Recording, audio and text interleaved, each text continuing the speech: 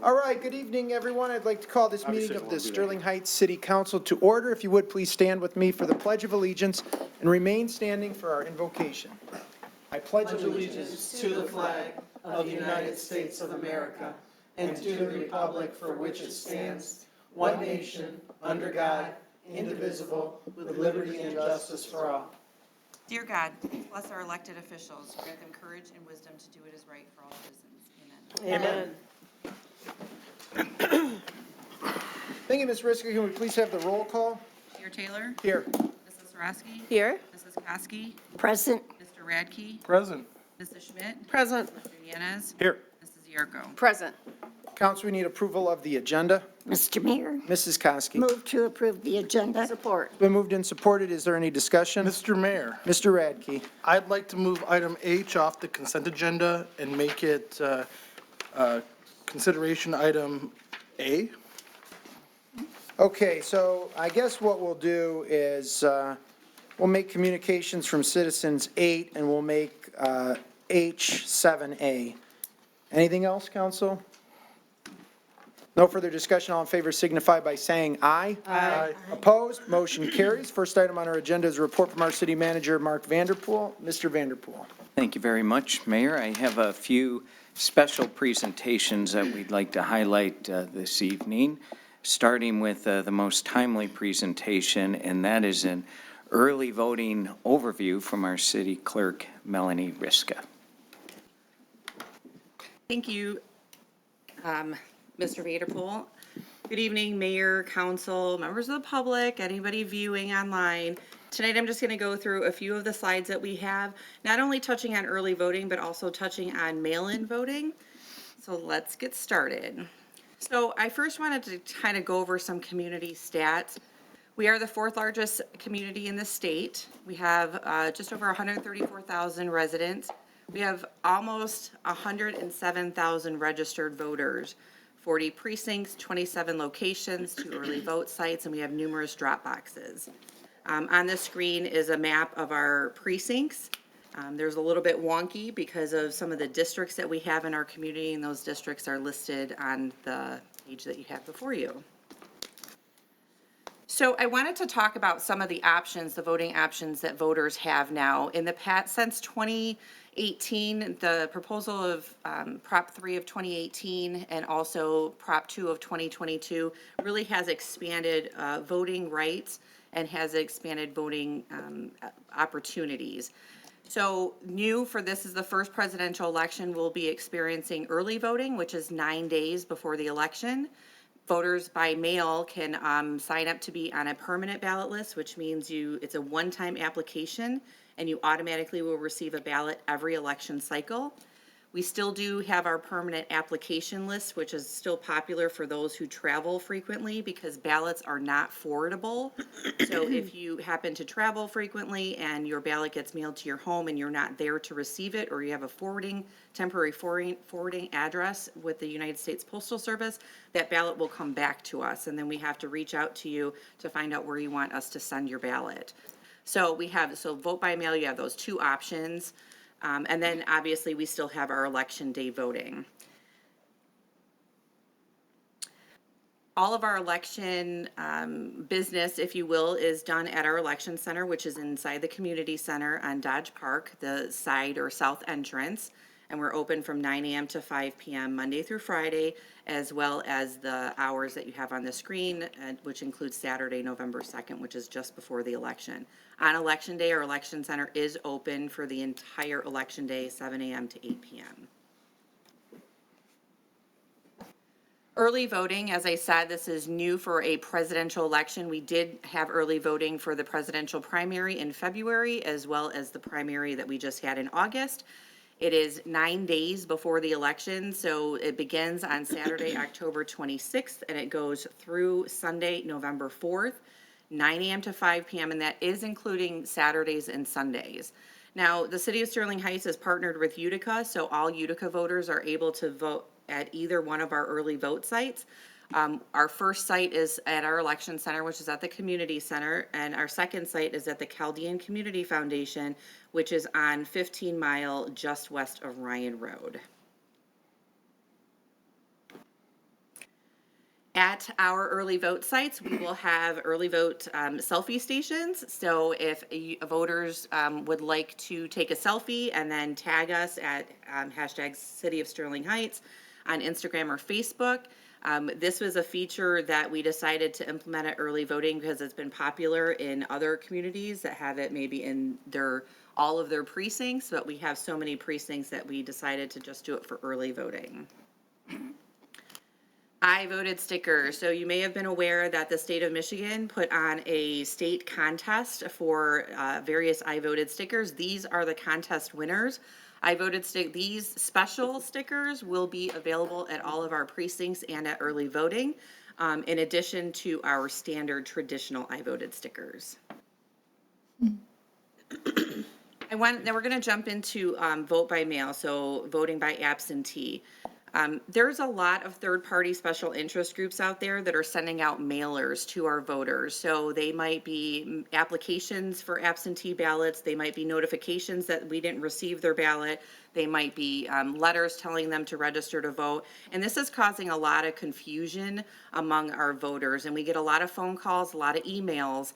So we just wanted to share this. Anything that comes from my office is going to have the official election mail logo on it that you see on the screen. Anything that does not have that logo on it did not come from our office and can be discarded. However, if voters are still concerned, they feel free to reach out to us, but I just wanted to try to clear the air on some of those mailers that we're getting, indicating, hey, fill out this AV application when you have already completed a ballot and sent it back to us, but yet you're still getting these applications. It can be confusing. So look for this election mail logo. So to date, on the screen you have your AV office team. These are temporary seasonal employees. They work tirelessly to process our absentee ballots. There are 2 people missing from this photo. To date, we've sent out over 25,000 ballots, and we've received back about 8,800 ballots. I implore everybody to please get your ballots back to us sooner rather than later. But also you can take and this is new as well, you are able to take your absentee ballot that you receive at home, and you can take it to your early vote site to tabulate it at your early vote site. So you can put it right through a tabulator. You can also take that absentee ballot to your precinct on election day and tabulate that ballot on election day. But if you are going to return it by mail or in one of our 9 drop boxes throughout the city, I would encourage you to do so sooner rather than later. So some AV deadlines. The last day to receive an AV ballot by mail is Friday, November 1st at 5 p.m. You can apply online at mi.gov/vote. The last day to receive an AV ballot in person is Monday, November 4th, 4 p.m., and you could do that in person at the election center. And again, just remember, you are able to tabulate that ballot at early voting. We really encourage people to come out and visit us at our early vote sites. Election drop boxes, I'm not going to say these out loud for everybody, but I do want to say that we have at least one exterior 24-hour drop box for every 15,000 voters in the city. We also have a couple of interior drop boxes. And this is another point of concern we've received a lot of phone calls on and a lot of emails on. All of our drop boxes are video monitored.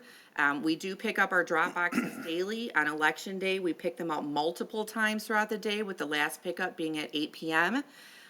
So they are monitored, and we do pick them up with election staff does go out and pick them up daily. You can track your ballot, your AV ballot, on mi.gov/vote, and it will show you if you drop your ballot into a box. Within, I would say, 24 to 36 hours, you can go back onto mi.gov/vote and see that we received your ballot. So as a part of our voter education process that we've done really throughout the course of this year, we are hosting a Did You Know? Let's Vote forum. That is going to be Thursday, October 24th from 6 p.m. to 8 p.m. at the Senior Center, which is right just down the street over here. And that's where voters, residents, they can come and they can get all of their questions answered. I will be there. A number of my team members will be there, and we'll be able to assist you and answer all of your questions to make sure that you're informed for November 5th. And finally, I've mentioned it a couple of times, mi.gov/vote. That site is a state site. It has a plethora of information on there, as you can see on your screen. So if you have any questions about your registration, about where you should vote, about what's on your ballot, please visit that website. However, we are available for anybody if they have any questions, so you can email us or call us anytime. And with that, that concludes my presentation, and thank you. Mayor, it goes without saying, I know you and the council members and certainly myself and our fellow directors, we appreciate the great work that the city clerk's office does, planning and organizing our elections, and certainly Sterling Heights is a model, and it's because of Ms. Riska and her team's great work. And moving on to the next presentation, I wanted to, well, as you all know, we have our volunteer appreciation dinner coming up next week. At this dinner, we honor the great work of our volunteers. We have hundreds of volunteers that help out in so many areas of our city. And we wanted to spend just a couple of minutes this evening talking about all the volunteer opportunities we have available, because we're always looking for more volunteers. So with us this evening is our Marketing and Communications Coordinator, Marissa Russo, who's going to lead us through this discussion. Good evening, Mayor Taylor, City Council, City Manager, and City Attorney. Thank you for the opportunity to speak tonight on behalf of the City Administration and our incredible community leaders who consistently go above and beyond to serve the City of Sterling Heights. Together, we are building a stronger, more welcoming, and inclusive community. Today, I'm excited to share the impact of community engagement and volunteerism in our city. While this presentation could easily take an hour, I will keep it brief and highlight some of the amazing work our volunteers are doing and the many opportunities available for involvement, leaving you inspired and eager to learn more. The importance of volunteers. Sterling Heights is incredibly fortunate to have hundreds of dedicated volunteers who selflessly give their time and energy to support a variety of initiatives, events, and programs throughout our community. This week, we're excited to host our annual Volunteer Appreciation Dinner, where we'll honor and recognize the many individuals, groups, organizations, boards, and commissions who have contributed their time providing essential resources. We will recognize more than 450 volunteers for their years of service and award community members who have gone above and beyond this past year. Whether it's someone volunteering for the first time at Sterling Fest this summer, coaches from our sport leagues, members of the Friends of the Library, or those who have been serving for over 30 years, and whether it's an hour of service or a lifetime of dedication, their contributions are invalued to our city, and we are truly grateful for their commitment. Benefits of community volunteers. Volunteers don't just serve our community, they help shape it. Volunteering strengthens social bonds, creates a sense of belonging, and enhances the overall quality of life for everyone in Sterling Heights. Our volunteers provide essential services, increase community pride, and create a spirit of collaboration that makes Sterling Heights a better place. Volunteering can help build bonds throughout our community, contributing to our city's culture, and also create a sense of pride for individuals.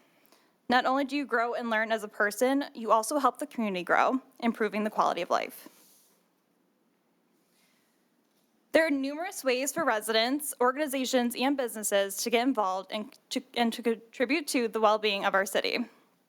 Some of the key opportunities include joining boards and commission or volunteering at city events and programs. Sterling Heights is proud to have 27 active boards and commissions that help guide decisions and initiatives across a wide range of areas. But just to name a few, we have the Sustainability Commission, who has made significant strides in implementing programs that benefit our environment and in shaping a comprehensive sustainability master plan for the city. The Community Alliance continues to bring awareness and celebrate our diverse populations through inclusive and educational programming. The Youth Advisory Board gives our younger generation a voice in shaping the future of our community.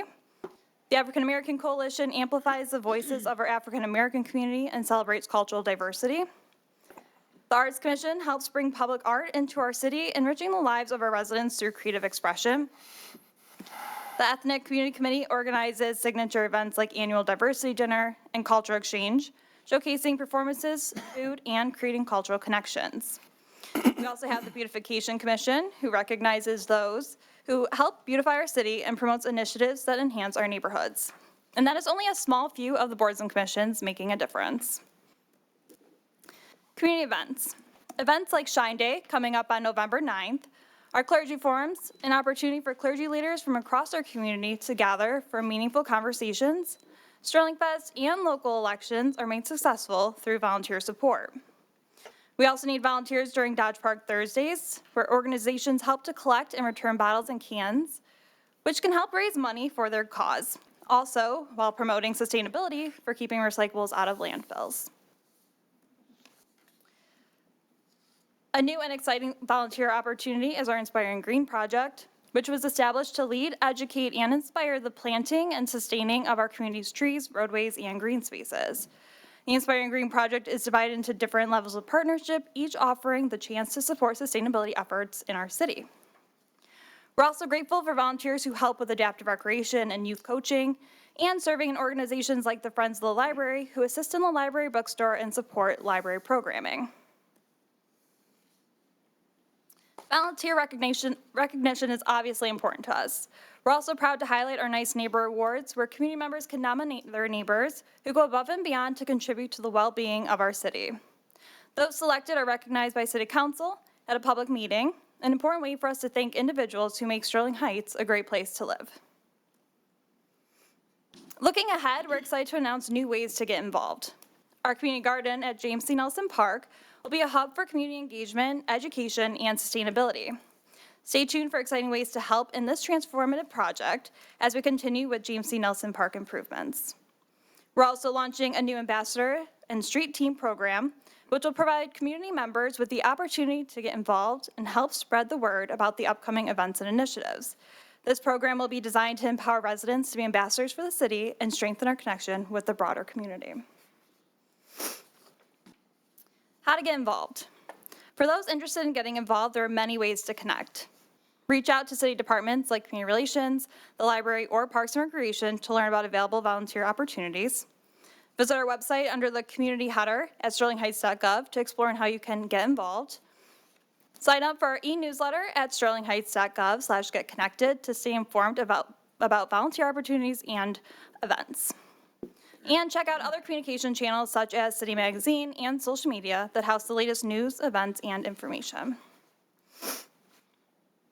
A thriving community is built through connection, service, and collaboration.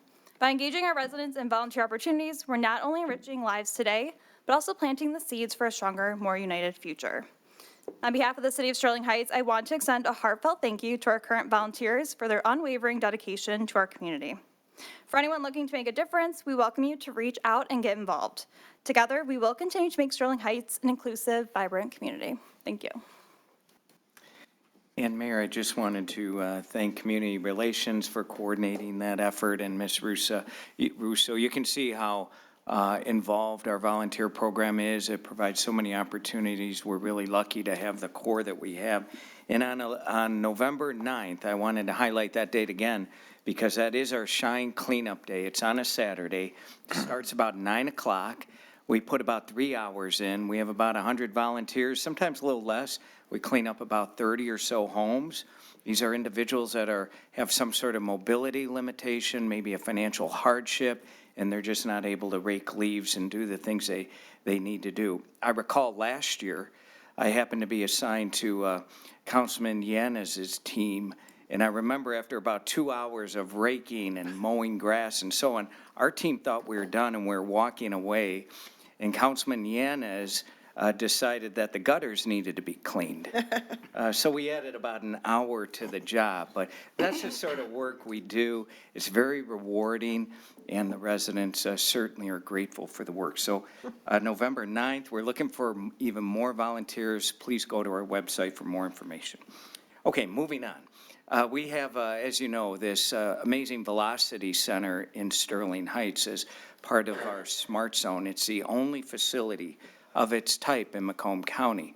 We spend a lot of time on our large corporations, BAE, Ford, Stellantis, and many others, working on economic development initiatives with them.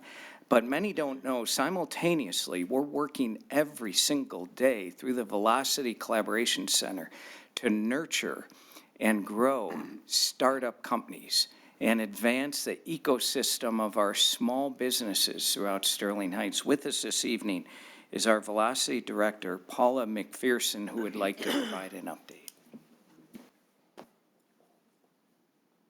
That should work.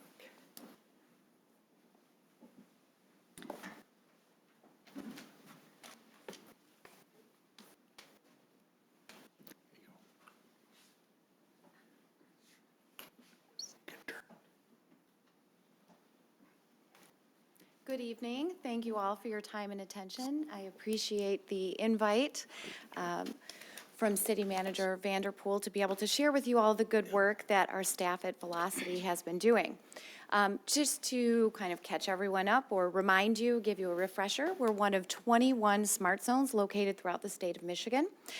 We provide incubator, accelerator, coaching, and also other educational opportunities for entrepreneurs, whether you are very young in your journey and you just have an idea on a napkin, or you're an experienced business person with a business that is already post-revenue.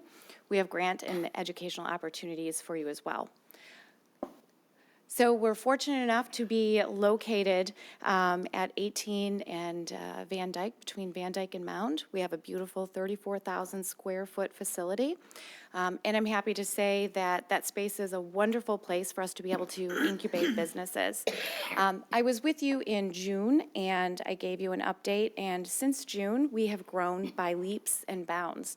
And I wanted to share with you, so since the beginning of the year, we have done 163 new client intakes. And we have helped to start 21 new businesses. All of last year, I think we started maybe 9, so we've already well exceeded that. And we've exceeded all of our numbers from last year already, and the year's not done yet. Accelerator clients, year to date, we've served 83. And EIR, or incubator, early stage businesses, we've served 75. We've awarded $170,000 in grants. And we have also brought $18.6 million in investment into businesses throughout Macomb County. So that's a huge number. All of last year, we only did 4.9. We're already at 18.6. So that's giant for us. Total events we've hosted so far this year, whether it was direct through us or something that we did in partnership with someone else, we've done 56. And I'm also happy to report that we've brought over 5,000 people through the building this year. Last year, we only brought 2,200 people through the building. So that's really exciting to see that the numbers are growing. And then total businesses in Velocity. Last year, we ended the year with 19 unique individual businesses officing with us. We're now at 35. And we have also gone through all of the different service provider contracts that we have. So cleaning, IT, and through going over all those contracts, putting those out for rebid, we've saved $47,000 annually of our LDFA budget, which is really exciting to us. And then as far as press, we've had 12 major press releases this year. We've had 4 live news coverages and 3 podcast coverages. So that's really big for us too. Last year, we only had 3 press releases and 1 podcast, so I think we're doing something right. People want to talk to us and hear from us. Future funding. So of course, all of this good work doesn't happen without money. We need money to do it. And so we've been having lots of conversations with lots of folks throughout the state of Michigan. We've been in talks with Ralph C. Wilson Foundation. They're very interested in working with us and bringing money to the table to help us continue working with entrepreneurs. We've also spoken with Chase, Comerica, and Huntington Banks about CRA funding. Walters Family Foundation is also interested in working with us, as well as MDARD, USDA, and the Office of Defense and Aerospace, formerly the Michigan Defense Center. So we have quite a few folks who are interested in partnering with us and helping us fund and further the work that we're doing. I wanted to remind you all that we regularly have events, and I would love to see you attend. This Thursday, we have our pitch competition. That's actually funded through our Small Business Support Hubs grant. So as many of you may recall, at the end of last year, Velocity was awarded $1.8 million to help work with small businesses. So we have that pitch competition coming up on Thursday. We already did a pre-round about a month ago, and now we have the 3 finalists will be pitching. We have Coffee and Conversation on the 29th with Farrah Salami. Founders First Friday, that's a monthly event. We also have the unveiling of SIVA.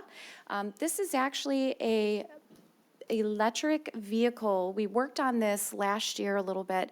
We didn't quite have the right resources in-house, so we sent him to a sister smart zone to work with them to help get his MDOT certifications. They were able to help him with that. He got some funding, and he now has his 2 prototypes done, and those prototypes will be with us at Velocity on October 30th, so you can come out and see those and hear all about where they're going to be taking this vehicle next. And then Coffee and Conversation in November with Ian Watts. And I just wanted to remind everyone that we do have co-working space. So while our offices are 100% occupied and we have a wait list, we do have co-work space available. And for anyone that's interested, if you would like to try out a co-work space, we'll always give you a day for free to come and hang out with us and work and see if you like it. And then just some reminders about our Entrepreneur in Residence coaching that we offer. Anyone is eligible to come to us. They can get 45-minute sessions. They get 3 in total to help them with their business. We have our incubator program, and this will be new beginning in January. We'll be doing this cohort style, so folks will apply, and they'll go through a 3-month intensive incubator program that will help them learn how to bootstrap their business and get started. And then, of course, we have our accelerator, and those are businesses that we typically like to see that are right around $500,000 to $1 million in post-revenue, and we look to help them grow through work such as acquisitions, spin-outs. Maybe they have some new technology that they want to spin out into a new business, and we're able to help them with that through our accelerator program. And that is the end. I will be sure to send that to everyone. And as always, if you have any questions, please feel free to reach out to me, and I'd love for you to come have coffee with us at Velocity and see what's happening. We have a very strong business climate in Sterling Heights. We have 70,000 jobs in the city, and it's due in part to these great efforts going on at Velocity. And Mayor, I always enjoy reporting every year on the FBI crime statistics that are released for all communities nationwide. And rather than listen to me present the figures, I thought this 2-minute news report summed it up very nicely.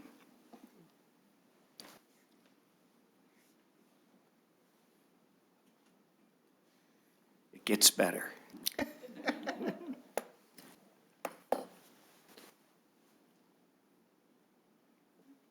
Hard work paying off for Sterling Heights.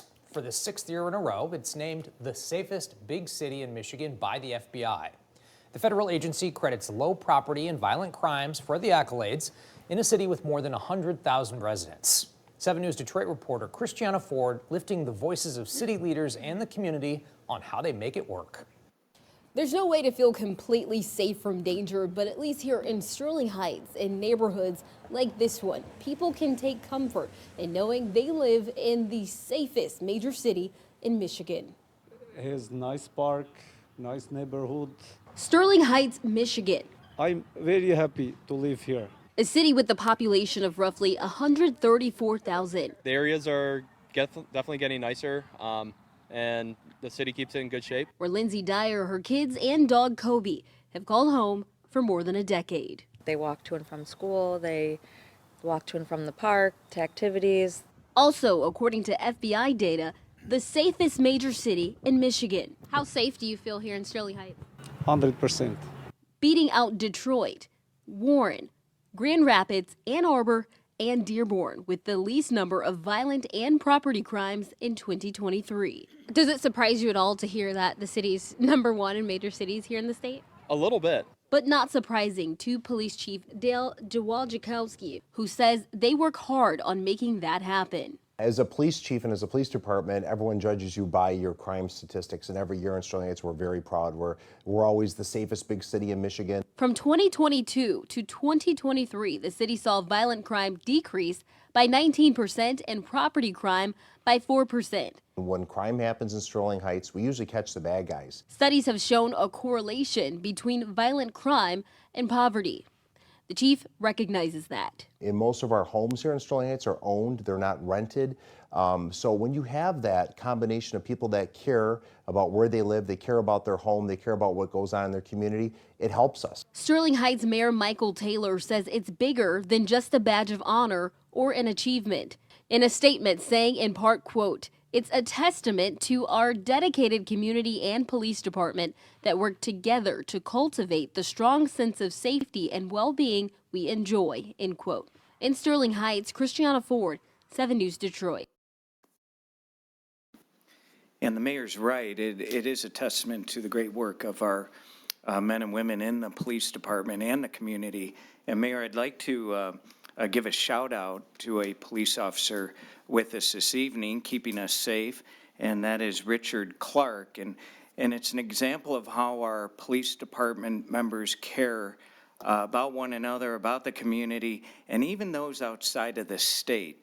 Officer Clark and his daughter, who's in high school, were able to fill up a 22-foot trailer with water, food, clothing, and drive it throughout the night down to Asheville, North Carolina, to help all those that are suffering from Hurricane Milton. And he didn't want me to talk about this tonight. In fact, he himself did not want to talk about it. So I said, I hope you don't mind me mentioning it. And I hope he doesn't, because it is an incredible act of kindness. And it's just one example of many who work in our police department who want to do the right thing and always help other individuals. And Mayor and Council, I hope you'll join me in applauding Officer Clark's great work.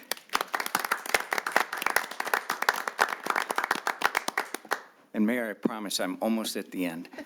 One more shout out, and that's to our fire chief in the back of the room. He sat in the back row because he's incredibly tired. His eyes are droopy.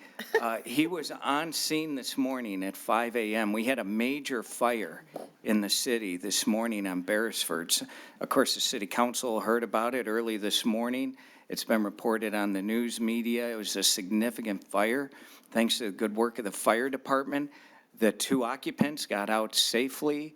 The homes that were very close to this home that was basically destroyed were unharmed. Everyone was safe in the neighborhood. Is a great example of the excellent job our fire department does every day. And what's unusual about this incident is our fire chief, Kevin Edmond, and our assistant fire chief, Sean Allen, were actually on scene helping put out the fire. They were in the rear of the property, which is kind of unusual. The fire chief and the assistants typically don't respond to a working fire, but in some cases they do, and this was a great example, and I just wanted to give a shout out to our fire chief, Kevin Edmond. And Mayor, this really is the last item. After the conclusion of tonight's meeting, I'm requesting the City Council convene a closed session pursuant to Section 8H of the Open Meetings Act to discuss 2 confidential written legal opinions, and that concludes my report. Thank you. All right, thank you very much, Mr. Vanderpool, and thank you, Melanie, Marissa, Paula, Chief, and all the good news stories today. It was a great presentation and a very nice update. So thank you for that, Mr. Vanderpool. With that, we'll move on to the next item on our agenda, which is the consent agenda with the omission of item H. Is there anyone in the audience who'd like to speak on any item on tonight's consent agenda? Not, Council, we need a motion. Mr. Mayor, Mrs. Kosky. move to approve the consent agenda as amended. Support. It's been moved and supported with no discussion. All in favor say aye. Aye. Opposed, motion carries. Next up on our agenda tonight is item H from the consent agenda. And that is to award a bid for M59 fence replacement, city project number 23-422 with an estimated cost of $2,087,031. We do have a presentation from our city engineer, Brent Bayshaw. Mr. Bayshaw. Thank you, Mayor, members of council, Mr. Koszubski, and good evening. The item before you tonight was brought forth as an infrastructure improvement to a 1.3 mile stretch of Dobie Road. The project will stretch from the city limits at the east side, which is near Utica Road, actually, and extend west approximately a quarter mile east of Ryan Road. In the picture here shows the general condition of the north side of the road. The fence is generally in a dilapidated condition. Over the years, the fence posts have been bent or missing, and damage has done to the chain link. The location of the fence leads to it being easily damaged by vehicles and snow plows and landscape equipment. The existing fence is also problematic in that sections line the concrete barrier and harbor weed growth that is difficult to maintain and address. The fence also acts as a garbage collector that is unsafe as a cleanup location. And lastly, the fence itself has lost its effectiveness in many areas, leading to unsafe conditions as shown here. Due to these conditions, the project was designed to remove the existing fence entirely and install an infrastructure barrier on the barrier wall, similar to what is shown on this picture. This is pictures from the Shana Road Bridge over the Clinton River. That's how we've been addressing the fences on these barrier walls with our recent bridge projects. So the system would mount directly to the wall with side mounts, which MDOT required as part of their structural review. The system would follow the current standards of mounting, such as the section shown on the new Clinton River Road barrier over M53. And there are multiple benefits to this new system. First of which being safety of making the system fully functional again. Additionally, it will make maintenance much easier and safer, moving operations away from moving traffic. Secondly, this mounting system will achieve a longer lifespan, being located away from the roadway and off the ground. It will not lead to garbage collection points and weed growth of the old system had. Lastly, the new location will provide for better green infrastructure, opening up lines of visions for the landscape green belts that include many mature trees, and will provide additional opportunity for green infrastructure as well. So the arrow I just highlighted shows the barrier wall behind the trees that would harbor the new infrastructure design. This project also includes a welcome signage at the Mound Road intersection. The standard post will be installed and the welcome panels placed within the post spacing at this location. And additionally, a larger Sterling Heights logo will be visible to the M59 traffic. In all, approximately 150,000 vehicles per day transverse this area and will view the signage and the improvement. The project was designed and placed out to bids. 3 bids were received. The low bidder was not MDOT pre-qualified, which is a condition of the permit for the scope of work for MDOT. Therefore, the recommendation is being made to award the contract to Z contractors at $2.08 million. The 2 low bids were very close in range, indicating the cost is competitive and accurate. The project will be funded in the amount of $628,000 from the capital projects funds, with the remainder funded through ARPA. The proposed project is part of a multi-year plan to enhance this very visible and important corridor. A $220 million investment in Mound Road is nearing completion that provided landscaping improvements at Dobie Road and roadway improvements such as the new pavement, colored and stamped crosswalks, mast arm signalization, and pedestrian crossing signals. Private development at the corner of Mound Road and Dobie Road is in planning with a $15 to $20 million investment at the Forum of Gateway Shopping Center. This plan will include new buildings as well as new public spaces, as seen right here at the intersection of Dobie and Mound Road. A $3 million project to construct a 2.6 mile trail will begin in 2025 as well to connect multiple communities, points of destination, origination, and also connect to the Iron Bell Trail. And lastly, projects to address pavement condition in 2025 and 2027 are planned. So in conclusion, city administration believes this is a good project in light of the large multi-year investment in this highly visible area, and recommendation is for approval of this project. So thank you, and I'm available for any questions you may have. Okay, thank you, Mr. Bayshaw. Is there anyone in the audience who'd like to speak on this item? If not, council, we need a motion. Mayor Taylor, Mrs. Zarko? resolve to award the, do you want all three in the same motion? There's three parts. Mr. Koszywski, we're going to do all three. We're going to do all three. Mrs. Zarko? Thank you. Award the bid for M59 fence replacement city project 23-422 to Z Contractors Incorporated, 50500 Design Lane, Shelby Township, Michigan, 48315, in the amount of $2,087,031. Number two, approve a budget amendment to transfer $628,000 from the Capital Projects Fund to the American Rescue Plan Act Fund, and a budget amendment from the American Rescue Plan Act Fund for the remaining cost of the project, allocating interest revenue earned on the ARPA funds toward the project. And three, adopt the resolution approving contract 225538 between the City of Sterling Heights and the Michigan Department of Transportation for the installation, operation, and maintenance of the parapet railing system and removal of existing right-of-way fence between M59 and Dobie Drive from Marigold Drive to Utica Drive, and authorize the mayor and city clerk to sign the contract on behalf of the city. It's been moved and supported. Any discussion, Mrs. Zarko? I just have one question, and I might have more later, but I just have one question through the chair to Mr. Bayshaw. Is there a safety concern right now with the existing fencing? Because it looks like it's a mess. It's not really functional as it was designed.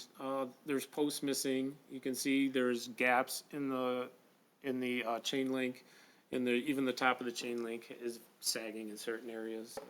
Do you know approximately how old that fence is?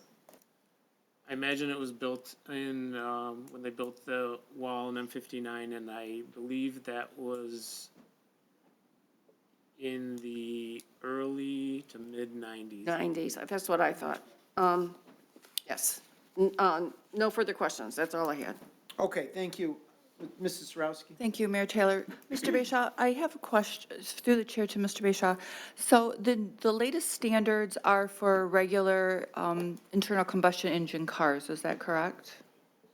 Through the chair to you. Mr. Bayshaw?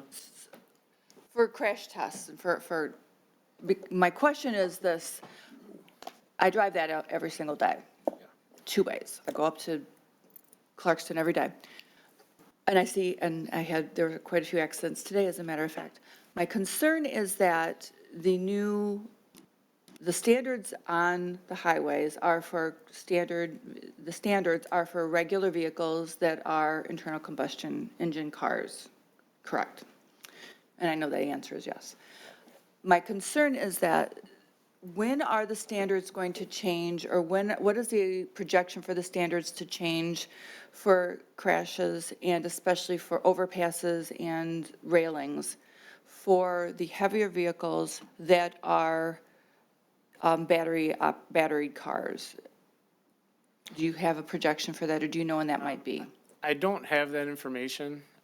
I don't know what if the standards are changing as far as that, as far as the design for that. I'm not sure that they're designed as much for vehicles as they are for a barrier in itself, as far as keeping animals out or in that type of service in lieu of preventing vehicles from getting through the fence. Right, and my only concern, and I'm just thinking more than getting on a pedestal right now or getting on a soapbox, is that I'm just concerned that we are going to, so I know that this is going to go through, but I'm just wondering when things are going to start changing, and I didn't know if you knew this or not. And I might have to go to a civil engineering person I know, my brother, about roads, because I just have seen some of the crash tests that they've shown with batteried vehicles that weigh another 2,000 pounds, some of them, and the guardrails can't even stop them because they're just not able to because of the weight. So I'm just wondering if there was anything you knew about when the different standards might be coming through. And I if you don't have that that's fine. information, but I can research some of that, especially for guardrails, and get back to you. Yeah, and that was just a question. So just curious. Okay, thank you. I have no further questions. All right, thank you, Mrs. Sarowski. Mr. Radke. Thank you, Mr. Mayor. I have severe questions about this project. So through the chair to Mr. Bayshaw, why isn't MDOT responsible for the railing or the fence? Why is the city on the hook to replace it rather than MDOT because it protects their roadway? Yeah, MDOT, to MDOT, it's fine the way it is. You know, we've asked them to participate, we've asked them to, you know, to be part of the project or they're not interested in it. To them, that's the way that's the way it's maintained to them, and they're not interested in the project. You can see my concern that we're going to spend $2 million of the residents' money on something that the state won't even contribute to. So I guess, what is the straight replacement cost if we didn't beautify it? If we just, I guess, replace like with like, how much would that cost be to make the fence more appropriate now? Are you talking about putting the fence in the same location? The same as it is right now, just fix the broken sections. How much would that cost? We didn't really review that because that's not really been the standard of how these fences and how we're building them today in the MDOT standard. You know, if you replace it in the same location, you'd have the same problems. You'd have the trash collection. You'd have the condition of the fence. You know, the problem is it's so close to the roadway. You'd have, you know, the weeds behind it. You would have, No, I you'd understand. have the same type of problem. And I understand all that. I guess my concern is, how do we know that this is worth the cost? $2 million is a lot of money. That could buy a lot of sidewalk. That could plant a lot of trees. That could fund a big park improvement. That could do any number of things around the city that is not putting a black fence on M59, a roadway no one wants to look at to begin with. So I guess my concern is, how do we value engineer this? How do we make sure that we're getting our bang for our buck? Because to me, it does not strike me, $2 million, if we just need to fix certain parts of the chain link to keep animals out, it does not strike me as a smart bargain for the residents. Through the chair to Mr. Bayshaw. Mr. Bayshaw. yeah, so when we went through the design, you know, we went through when we were looking at what we could do with the railing and what we could put on. You know, we looked at, you know, the Cadillac type of design, putting new parapet, new railings, and, you know, we came up with just the standard design that we've been using on, you know, our bridges. We use them on the bridges on Mound Road, obviously Clinton River Road, Shana Road, the picture that we have on. It's really the way that they're being done now. We're not really using the fence type system, and probably because of all the problems that have been seen with it. You want to say something, Mr. Vanderpool? You seem perked up. Yeah, I would like to interject a point, Mayor, if that's permissible. Well, I'm going to let Mike, if Mike would like you to answer something. If you want to interject something, that's fine, Mr. Vanderpool. Go ahead, You're not getting my question. Yeah, I just want to emphasize the point that we would never recommend the current condition, that the fence be replaced in its current form. It doesn't work. It's unsafe. You can see from the pictures. I think we've got complaints from businesses up there that are investing millions of dollars in their properties, that the city should maintain the same standard that they as businesses are expected to maintain. So we just wouldn't recommend that fence. That's not the type of design that we currently build in the city. Look at all the roadway improvements over bridges, along corridors like Mound Road, over drains.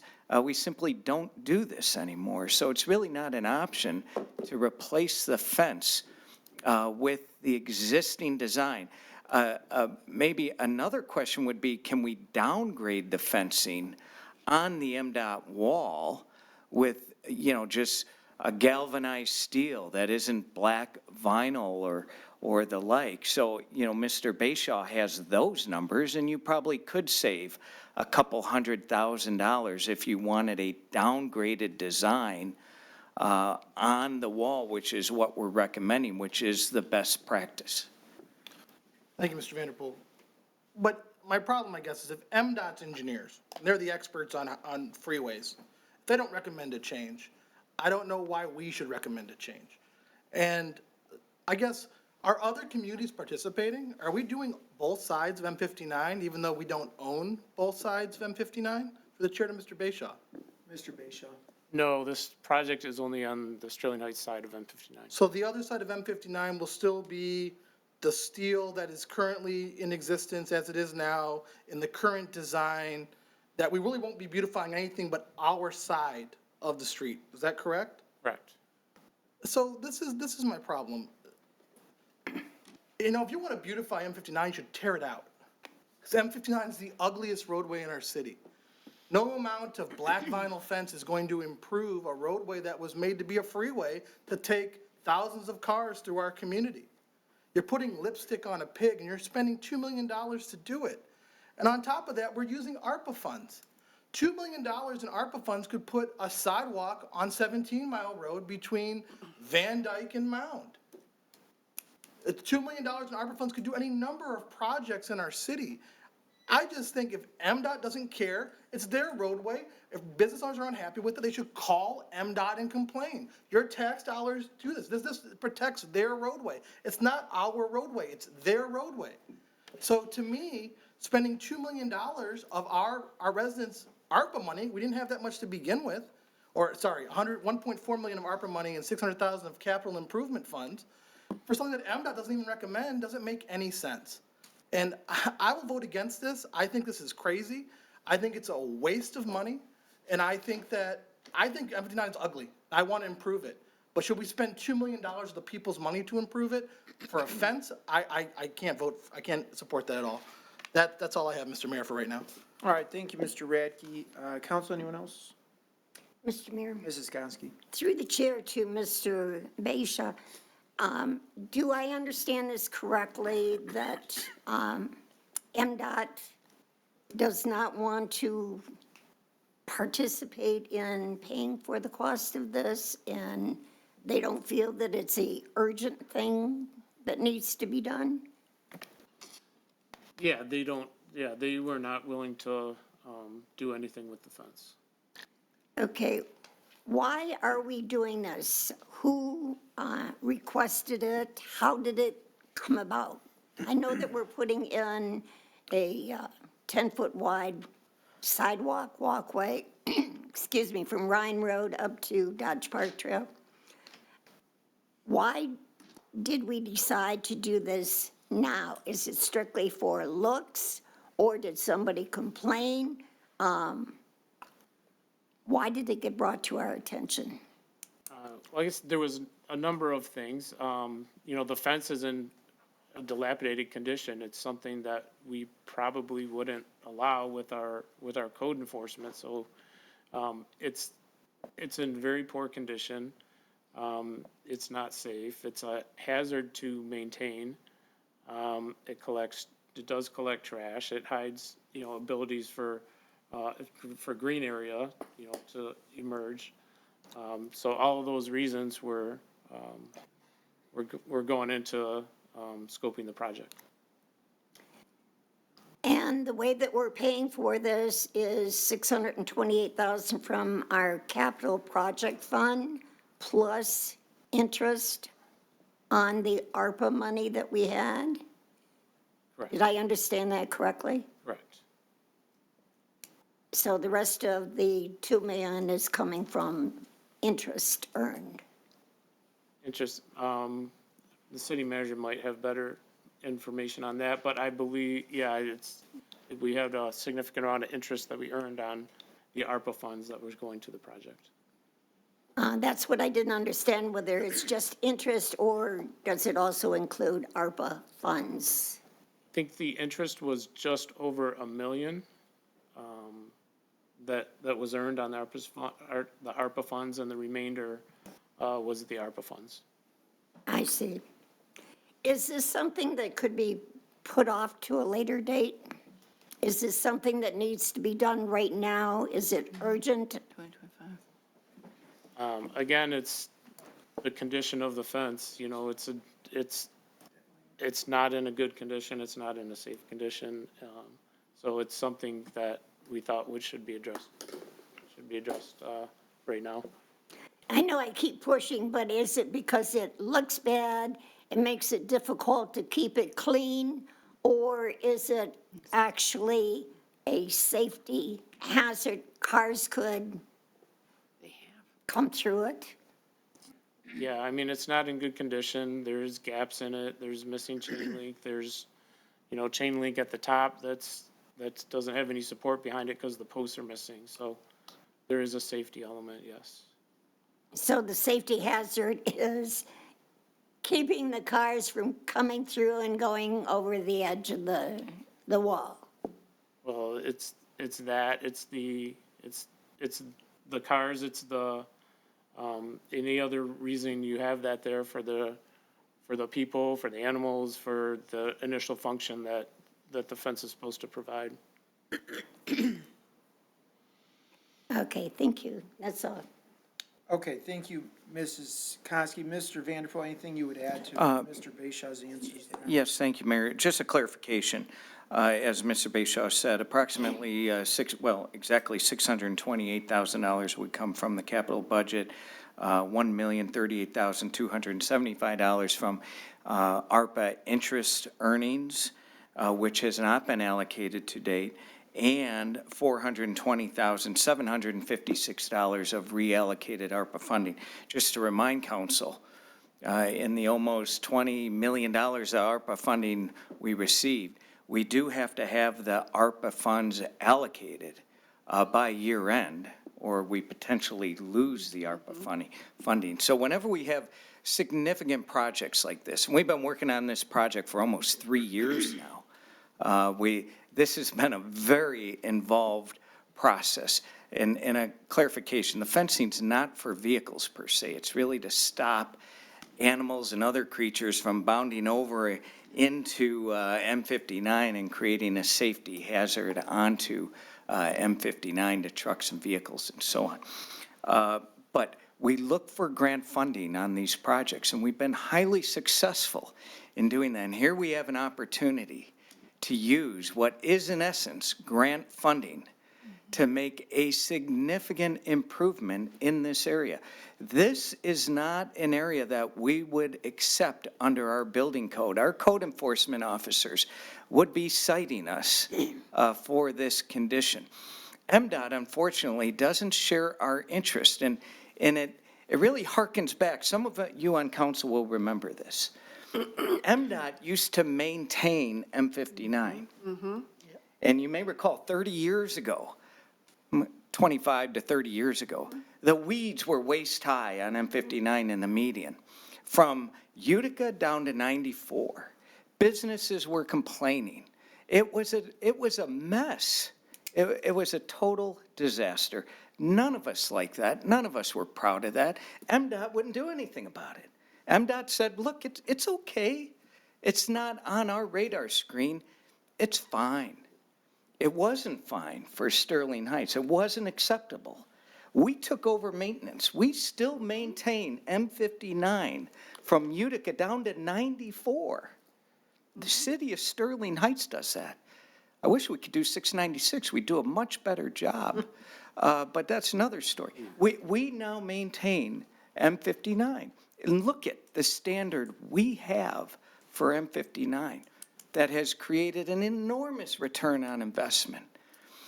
When you think of the private investment that's going into this corridor, to have public property that doesn't meet our minimum standards in this city isn't acceptable. We have grant funding. We can fund this. We've been working on it for a long time. We've spent over 2 years with MDOT designing this, and we have an opportunity to move forward and improve this area. Anything else, Mrs. Kosky? No. Okay, Mrs. Zarko. You want to, well, you know what, Ms. Zarko, before I give you another one, why don't we get through everything else? I'm okay. Mayor Taylor? Mrs. Schmidt. Just real quickly, personally, I always thought it looked like a temporary fence. For years, it's looked like a temporary fence in junk, so, but through the chair to Mr. Vanderpool. So, Mr. Vanderpool, you mentioned that our ARPA funds have to be allocated by the end of the year. Part of this is, most of this is being funded by interest from the ARPA funds. Is that included with that needs to be allocated by the end of the year? Mr. Vanderpool. Thank you, Mayor. Councilwoman Schmidt, that's a very good question. Technically, the interest earnings don't have the restriction that the regular ARPA funding has. So the $420,756 of ARPA funding reallocated, that does have to be spent by year end. The interest earnings, we likely have more flexibility on. So there is an option with the interest earnings. If you were uncomfortable using the ARPA interest earnings and you wanted to reserve that for another project, we could fund that portion through our major and local road fund. The project has to be done. I think everyone would agree in its current state, it's not acceptable. It needs to be done. But if you're uncomfortable with the using the ARPA, although we think it's a very good use of ARPA, we've used ARPA on other infrastructure projects, like, for example, Plumbrook is a $5 million project that thankfully we were able to fund with ARPA, including the bike lanes. So even though we've done this with ARPA money, this is sort of a continuation. If you're uncomfortable, we could use major and local road funding too. Well, personally, I'm okay with using the interest for this, and ARPA, part of the intent was infrastructure improvements, and that's exactly what this is. So I'm comfortable moving forward. I have nothing further. All right, thank you, Mrs. Schmidt. Anyone else? Mr. Yanez. Yeah, might as well go ahead and jump in here. just a general comment. First of all, I agree with Mr. Radke in regards to MDOT not pitching in and keeping up, what is basically their roadway. They should care as much about our neighborhoods as we do. And they don't. And I have to agree with Mrs. Schmidt when she said it. It looks like a temporary fence. I always thought that there was a temporary fence. It is trashy. It is horrible. It just looks bad. And one of the things that we just saw in this video about Sterling Heights being, safest large city in the state of Michigan, the comment about the quality of the neighborhoods. It's the quality of the neighborhoods. And that neighborhood, even though it's apartments and businesses and condos and so forth, that is still a part of Sterling Heights neighborhood. And even though it may be trashy across the expressway, at least our side looks good. It's the equivalent of, well, why should I take care of my lawn if my neighbor's, neighbor's lawn is going to look trashy? You still take care of your own, and you still make an investment in that neighborhood. So I have absolutely no problem doing this. I have absolutely no problem using the ARPA money. As a matter of fact, this is long overdue. It needs to be done, and I'm fully supportive of it. Thank you. All right, thank you, Mr. Yanez. Mrs. Zarco, you want? Just briefly, I'm going to agree with Mr. Yanas when we have a responsibility to our residents, the visitors that drive through there, and actually the businesses as well, as we do have a responsibility to them. So if this is costing a little bit more than $2 million, and the other fence lasted, we're going to say 30 years, it's a cost of $67,000 a year, which on a budget like ours, we can get 30 years out of this, like we did the other one, and hopefully more, because it looks like it's a better construction, I can't see why we wouldn't do it. So, nothing further. Okay. Yeah, I'm going to support this, and I understand the comments Mr. Radke made, and I certainly don't necessarily disagree that it is an eye-popping amount of money for fencing, but it is a significant amount of linear footage that needs to be replaced here. Earlier this summer, I actually rode my bike all around that, and I rode my bike across the cross from the north side of, I guess, north of where Dobry would be, the service drive on the Shelby Township side, and crossed over to Dobry. So, Mr. Vanderpool, is there going to be, or I don't know, Mr. Bayshaw, you know, that if you're going on the service drive and you're heading west on M59 service drive and you want to get to the movie theater, for example, you don't get onto the expressway. You just keep going west and then you can cross the bridge above M59. You know what I'm talking about? Yes. That area right now has no pedestrian fencing at all. There's just probably about a 3-foot barrier for vehicles. Is that going to, is there going to be fencing there? Do you know? The fencing will be on the south side, the south retaining wall, and it'll go pretty much the whole distance down to where it ends, just east of Ryan. Okay, so there'll be no, what about on the overpass, the overpasses? Oh, on the overpass itself? Yeah. No. Okay. So where is this, so I see there's this design, that there's the Sterling Heights logo. I kind of like, I really like actually the design of the Sterling Heights logo, kind of 4 of them put together, almost looking like petals. Do you know where that came from? Who designed that? That was an architect that designed it, yeah. It's a lot of different, Sterling Heights logos in it's creating a shape. Yeah, I think it's cool. But so where is that going to be going then? So that'll be, if you're traveling northbound on Mound Road, you'll be facing the intersection, it'll be in that location there, so it's spread out in front of you. So if I'm on, That's looking north, Mike. Your picture is looking northbound. this one is, Off of Mound. this one right here. Looking northbound on Mound Road, as you're coming up to Dobry, that's what you would see. Okay, And the other pictures, from the freeway, when you'll have the logo that'll stretch out onto the side. got it. Okay, yeah, I think that looks pretty cool. Frankly, I think that the condition of the fence and the condition of that whole area there is unacceptable, in my opinion.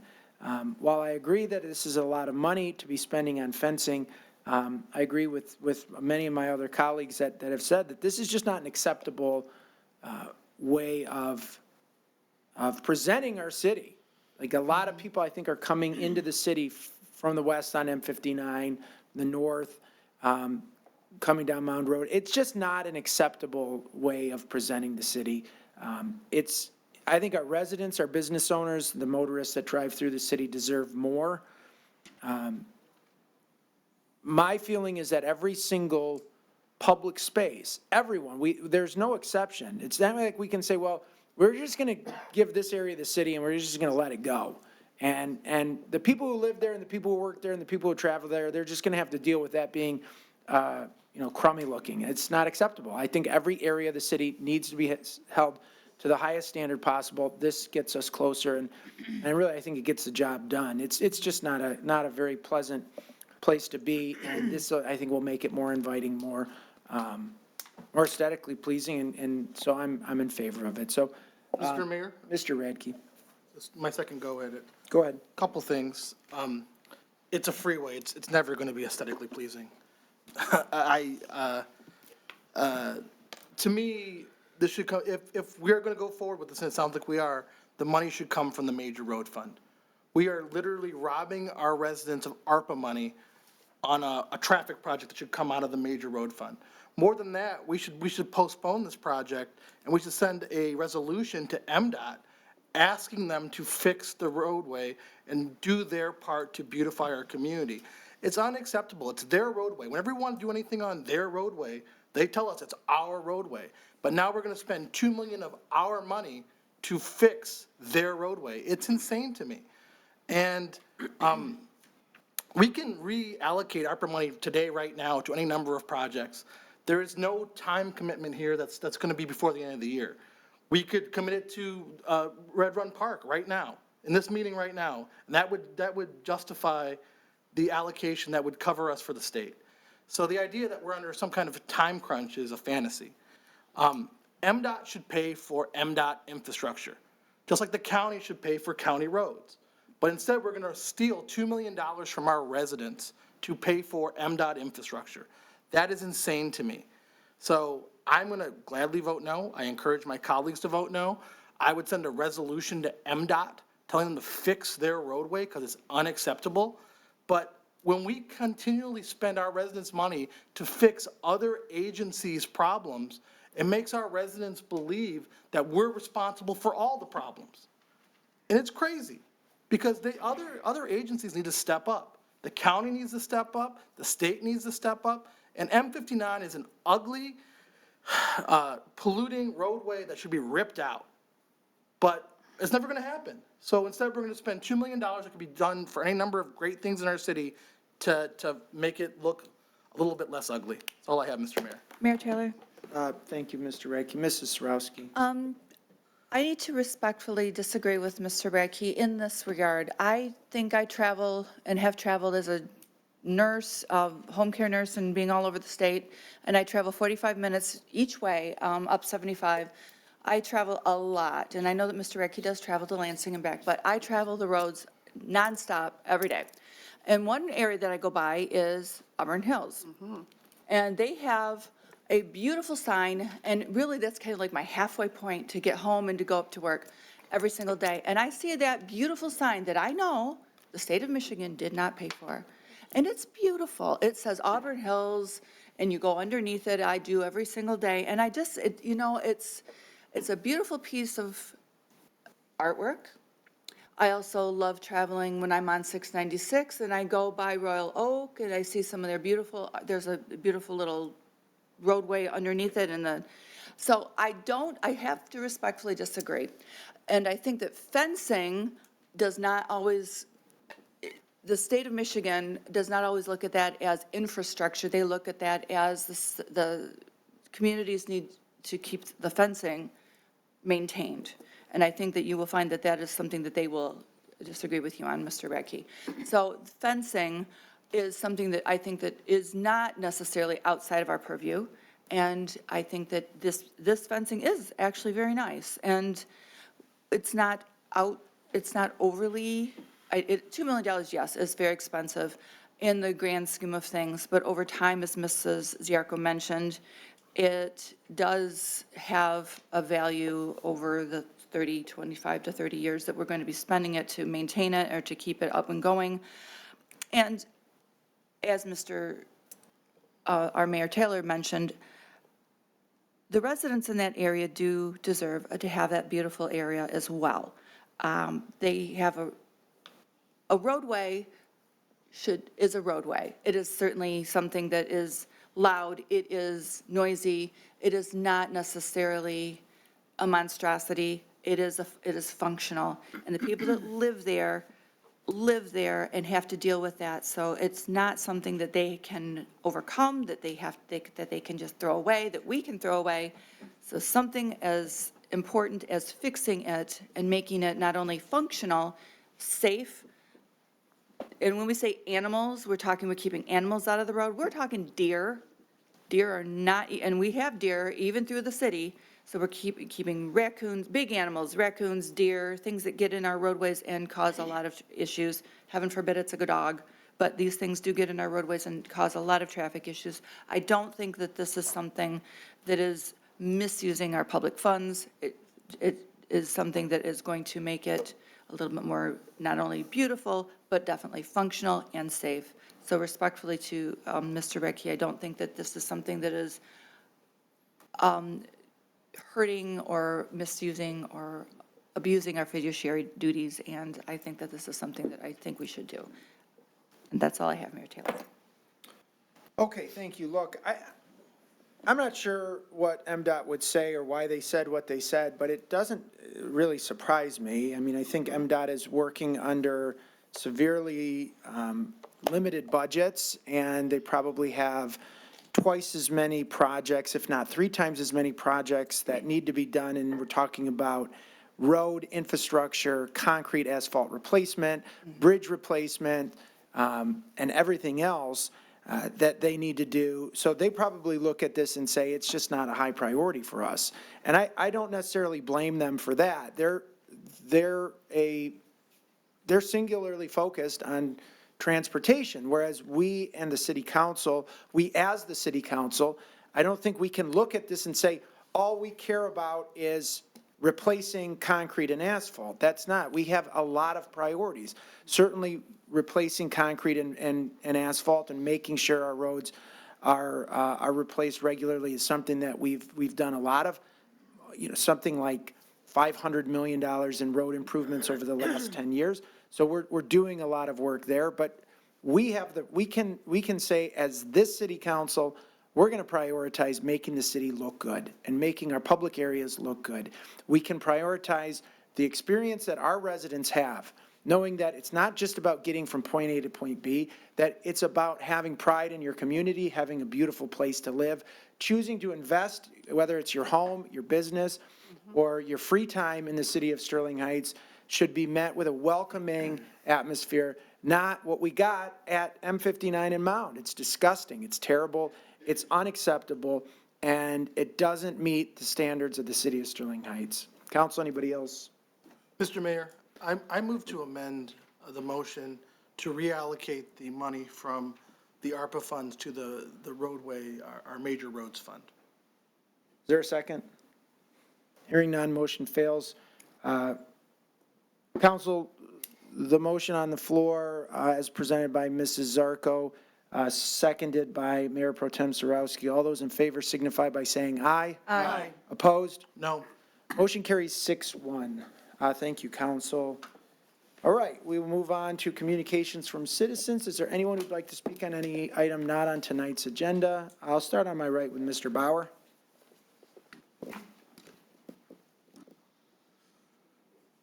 Good evening, everyone. Jim Bauer. So it's been 2.5 months, 5 meetings later, and I'm back again because I brought up each time that I feel that you guys have violated your Article 16, paragraph F zoning ordinance with approving the 2 projects on Van Dyke, the 2 CCF projects. I've given you all my documentation and my reasoning. You've had it. It didn't take me 2.5 months to figure it out. I feel that I should get some type of feedback other than I told you, we didn't violate the ordinance, that you should have some type of basis for any type of decision. And I know that you rely on Mr. Kuschewski to be your legal advisor. That's his job. And that you said you would wait until you get an opinion from him. However, the other day I was thinking about it, and Mr. Kuschewski is contracted by the city, and his firm is contracted by the city. It feels like if he gives a legal opinion that there might be a conflict of interest. Because if he says, yes, Mr. Bauer is right, that makes him look bad because he didn't bring that up during the meeting when you did the vote. He does have some incentive to say, no, we didn't break any laws. I hope it's not that way, but it could appear that way, okay? And I know, being public figures, appearance is very important. So you haven't got back to me yet, and I know there's a lot of people waiting to hear. And so I hope that you can provide me with some documentation that I can go through and look at myself and analyze for whatever that you feel is the right thing. Otherwise, I feel if you can't come up with documentation showing that you didn't break any laws, then you should rescind your motions for those projects. And I understand that's kind of a pickle because you have one that's under construction right now, and then you have one that's, well, they're having some problems with Eagle right now. But I would hope that we could get some closure on this. Thank you. Have a good night. All right, thank you, Mr. Bauer. Mrs. Nayas?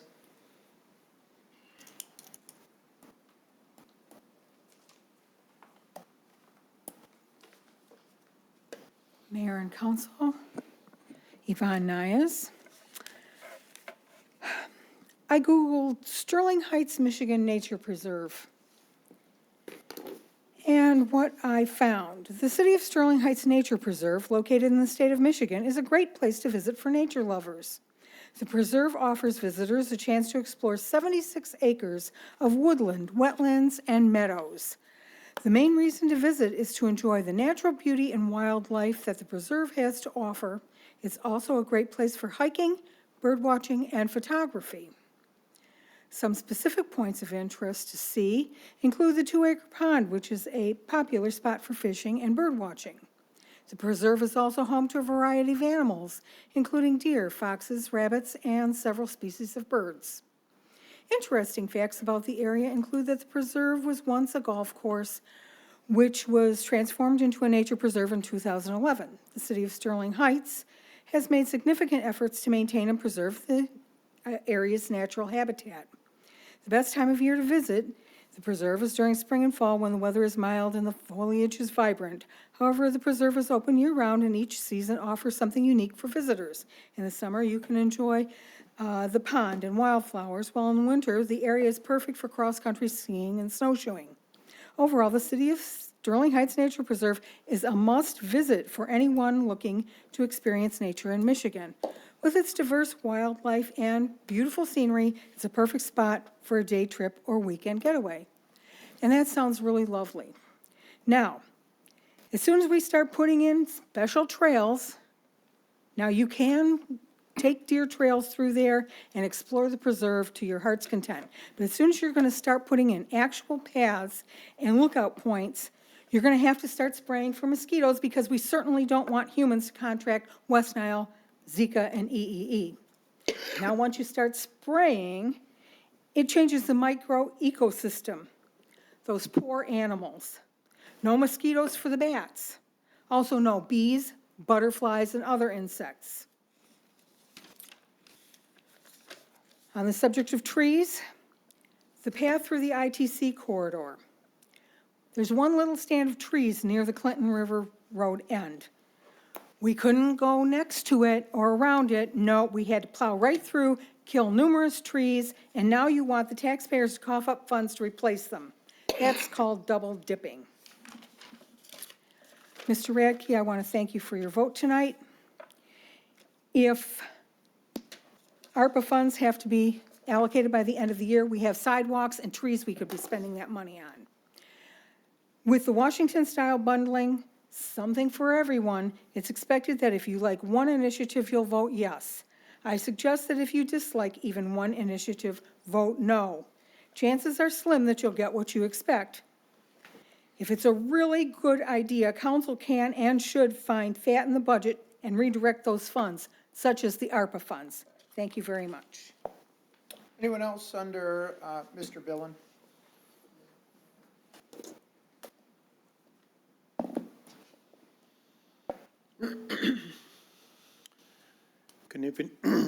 Good evening, Mayor, City Council. I live on Kitley Drive, and they are doing the sidewalks over there, which I commend the city for the program.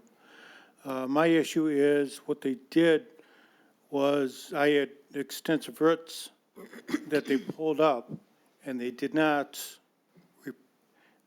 cut them to grade level. So what I do is right now, what I have on my sidewalk is, say, grade level. And where the grass is, where it starts grass, it's about 3 inches taller. And all they did is they filled it in with dirt and put grass seed there. There's no way that I could take a lawnmower and cut a path and cut right at where the sidewalk edge is and the grass. And does the city ever have anybody from the engineering department look at the work and say, yes, this is acceptable or not? So I would guarantee you, nobody up there would like their house to look like that. Guarantee it. Thank you. All right, thank you, Mr. Bill, and we'll have Mr. Vanderpool respond during his report. Anyone else under communications? Yes, ma'am?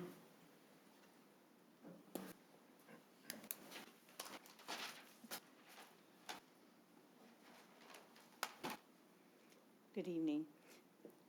My name is Lisa, and I'm from Protective Parents of Michigan. Last year, you approved a resolution on behalf of Protective Parents Michigan, and I'm here tonight to thank you again for having that be a perpetual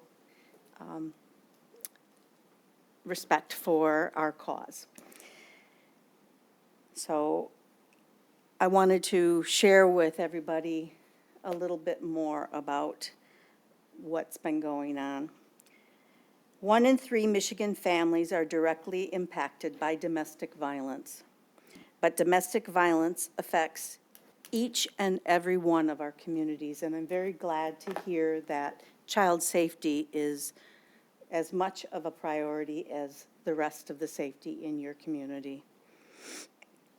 The health and safety of children and families is directly linked to the well-being of the functioning of a community. Proper training on abuse can reduce incidents of domestic violence that may otherwise require more resources to address. When family courts make decisions without proper training on domestic violence, child abuse, and coercive control, it can lead to families needing more social support, putting an extra strain on local services like shelters, doctor's offices, counseling, law offices, law enforcement, school systems, child protective services.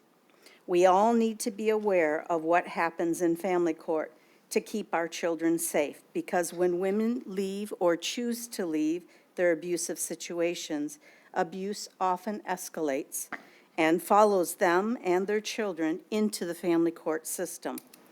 Post-separation abuse in family courts puts the children in harm's way because abusive parents are more likely to seek sole custody and are successful 70% of the time. 7 years, 2 months, and 18 days ago, I lost 3 of my 4 children. I didn't have enough money for proper law support, and I was protecting my children, and it didn't go well. I was found in contempt, protecting my children, served 30 days in jail.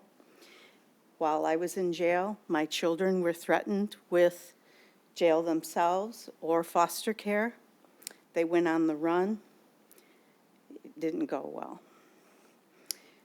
I'm one of the luckier ones because there are many moms that are now more than 20 years without any knowledge of where their children are. When family courts make decisions without the proper training, 60% of the perpetuators who abuse their spouses will abuse their children, and adverse childhood experiences such as domestic abuse negatively impacts the child's development, their relationships, and their mental and physical health. It can even affect their education.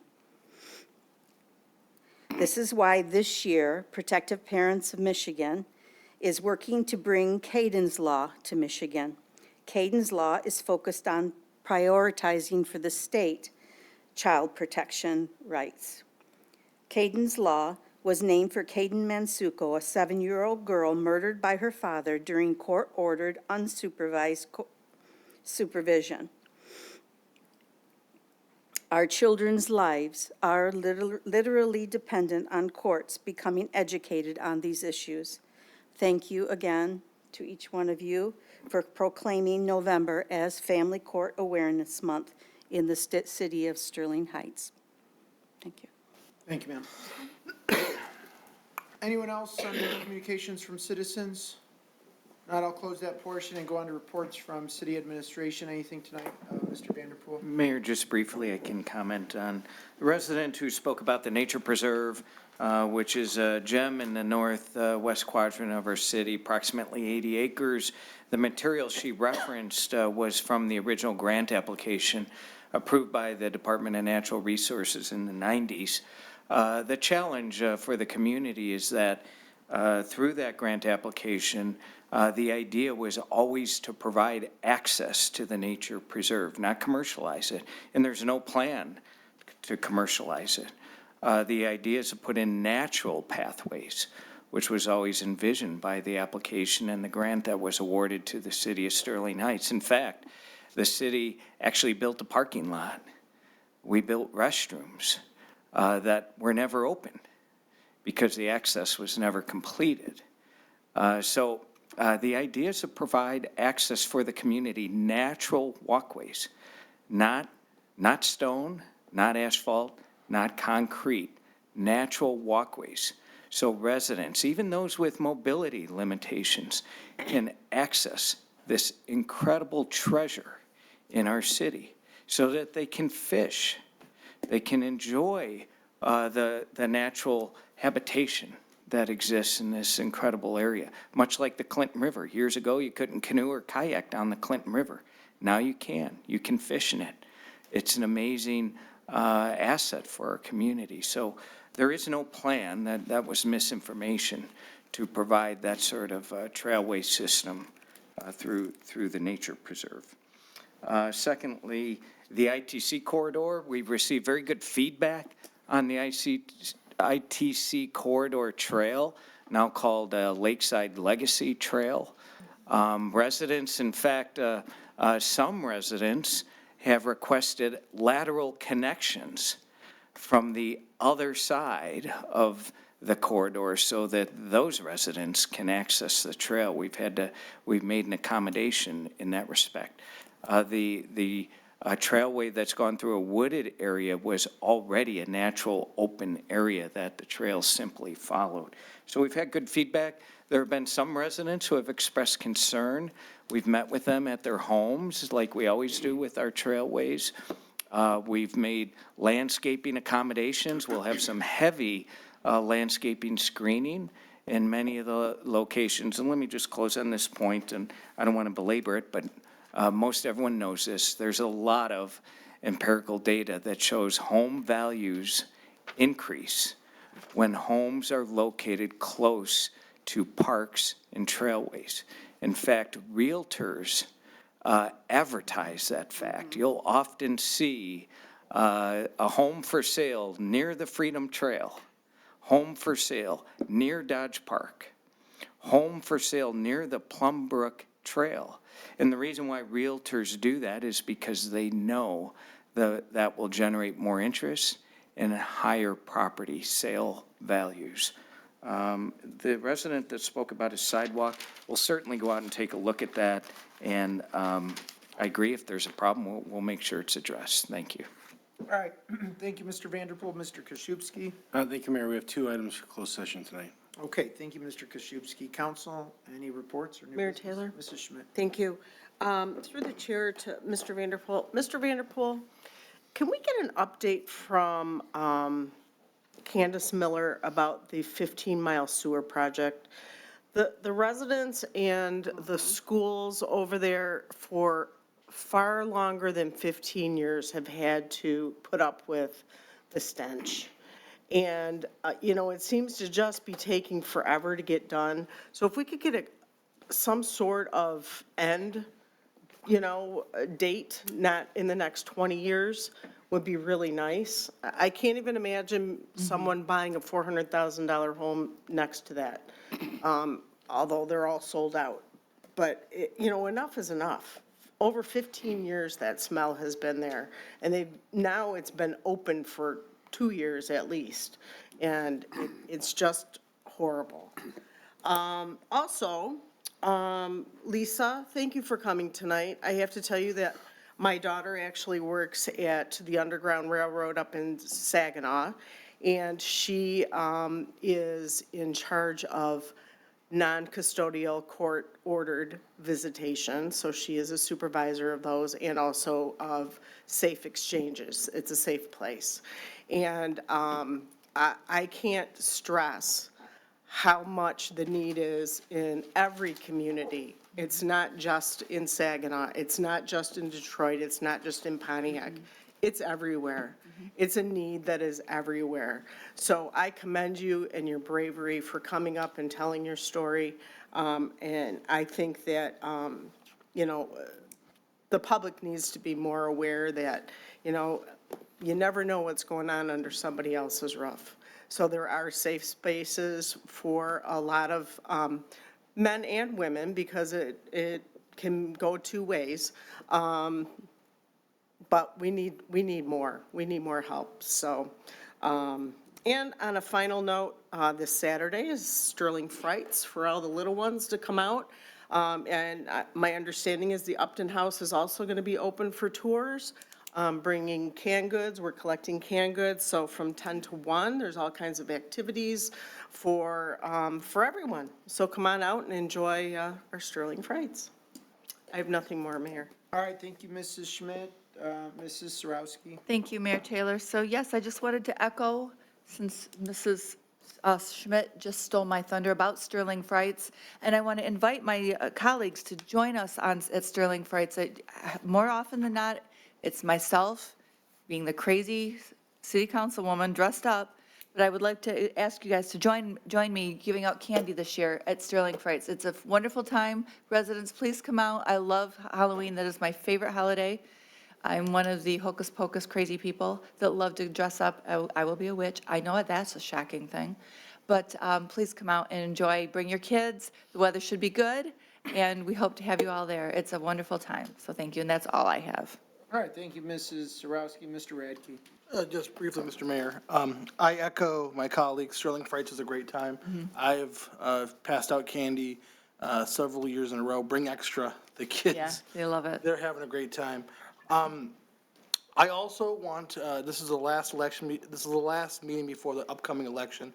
So I just want residents to make sure they read their information about the upcoming millage, see the benefits, and hopefully join me in supporting it. I would urge you to support it. And finally, I saw yesterday, I believe, that Utica approved 2 more marijuana licenses in their community. Now, we've not seen to do that here in Sterling Heights, but when we did have that conversation, we were told that we'd be periodically updated if market or data somewhat changes. So without objection, I'd like the city manager and city attorney to get a report for our packet to essentially update us on changes to the law, what the value of the licenses are, because Utica clearly sees value in those licenses, and kind of where the market is. You know, we had a report way back in the day about it. I'd like to see that report again, just to see where we are, because if Utica is having no issues with it, if they're approving new licenses, I'm curious where it all stands. So without objection, Mr. Mayor, I'd ask for that report within, I would say, 90 days or whatever. Mayor Taylor? Mrs. Sarowski. Just to give a little insight, I know the mayor of Utica quite well, and they do have quite a lot of issues. These were the last 2 licenses that the city council approved to give out. So just as a little bit of background information, they have a lot of issues with those licenses. They had to give those out, so I just wanted to give that information. I talked to the mayor, he didn't tell me any of that, so. All right, is there any objection? Mayor Taylor? Just before I go to other council members, it sounds like what you're asking for is just a Update. pretty basic update, not a comprehensive report, we already received a very comprehensive report. You're looking at an update as to certain aspects as you've outlined here tonight. Mr. Koszewski, do you have, before I ask for objections, do you understand the scope of what's being asked? 90 days, do you think that's enough? Do you think that this would be a major project for you or something relatively reasonable in scope? So some of the issues that have been brought up, like the value of the licenses, that's driven, it may be difficult to determine. I don't know if I'd even be able to determine that. I meant the value, because right now, I think last year Utica received $500,000 per license back in tax revenue. So you're looking for what the basic tax revenue is per Licensee. Revenue sharing, for lack of a. Thank you, yes.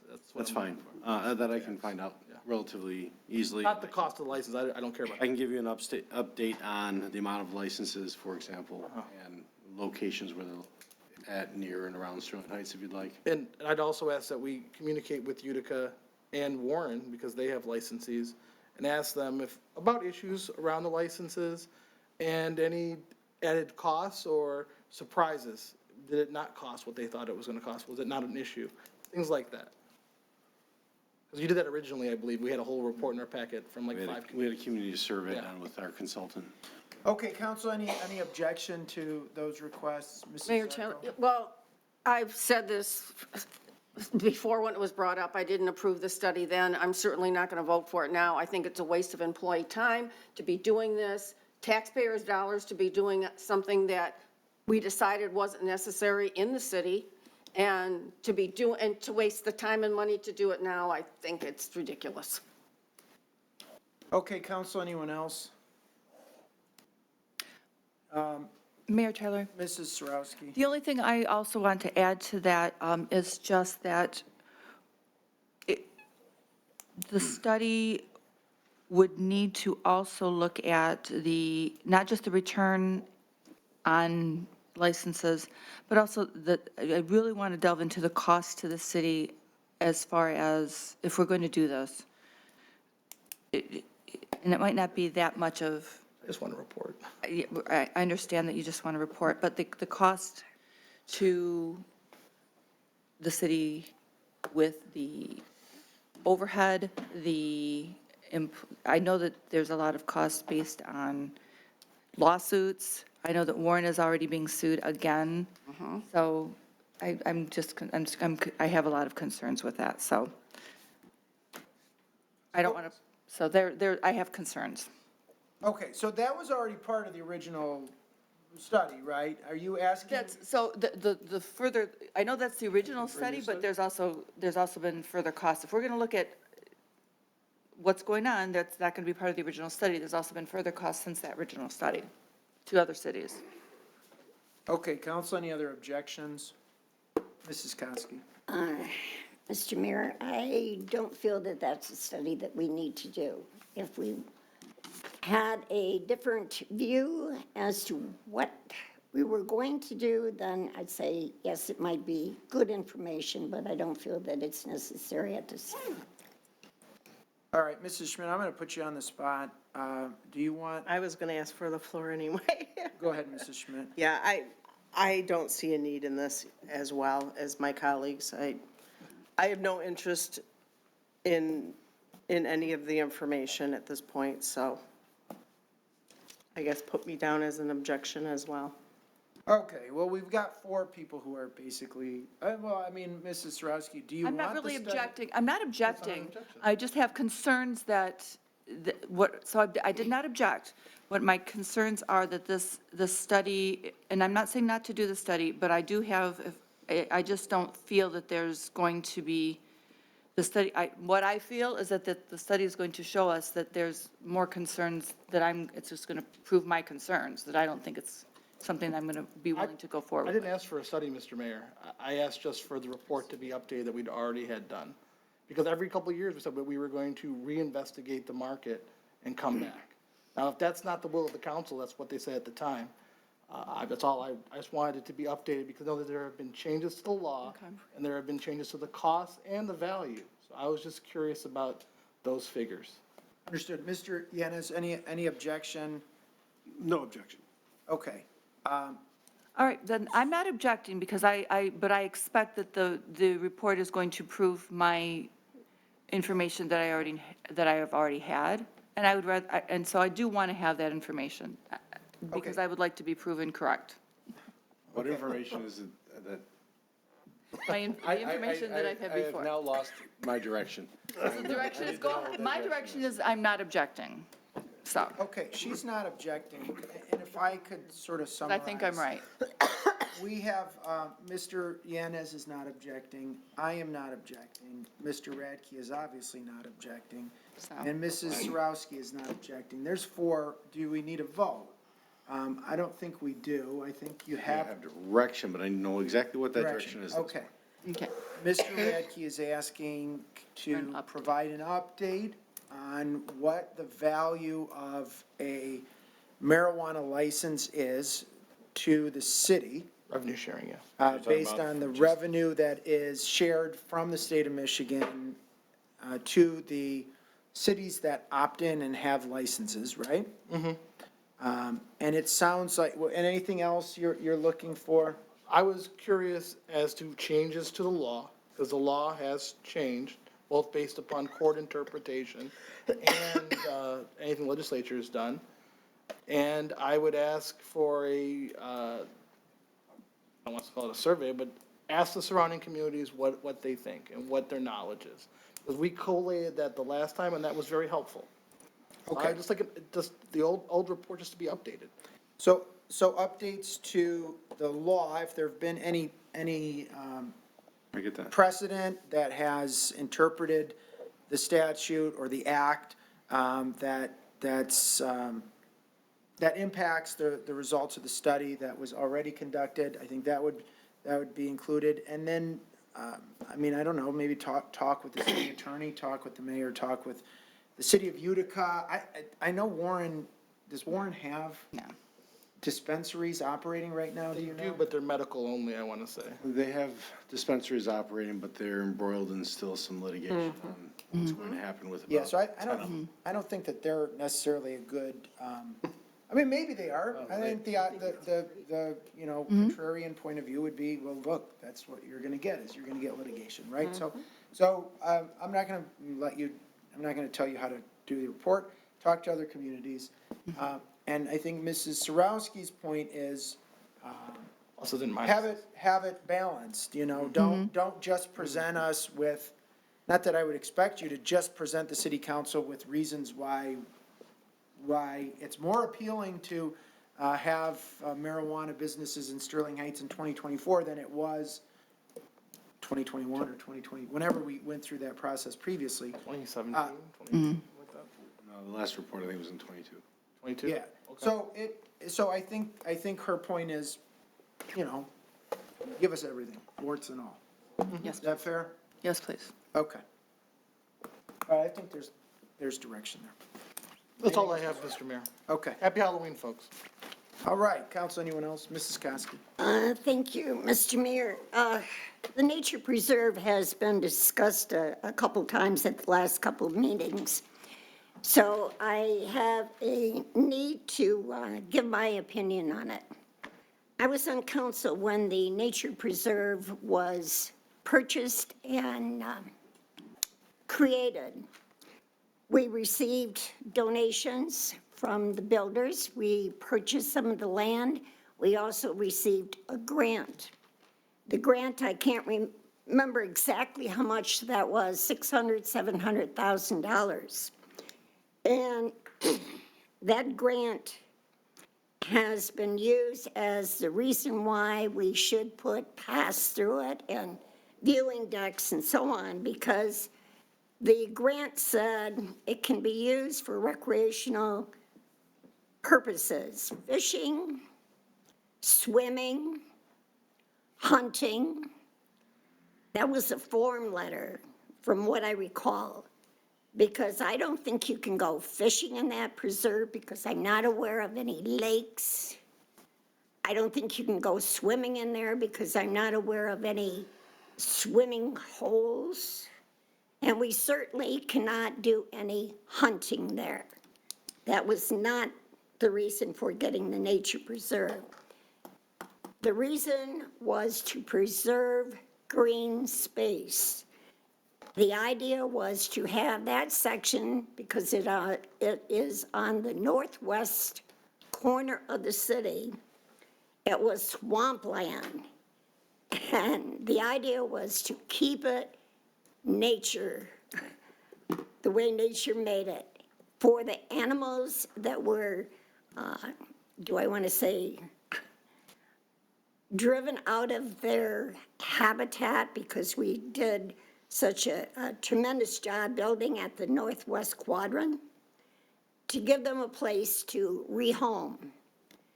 So the idea of putting paths through that was something that we were not going to do.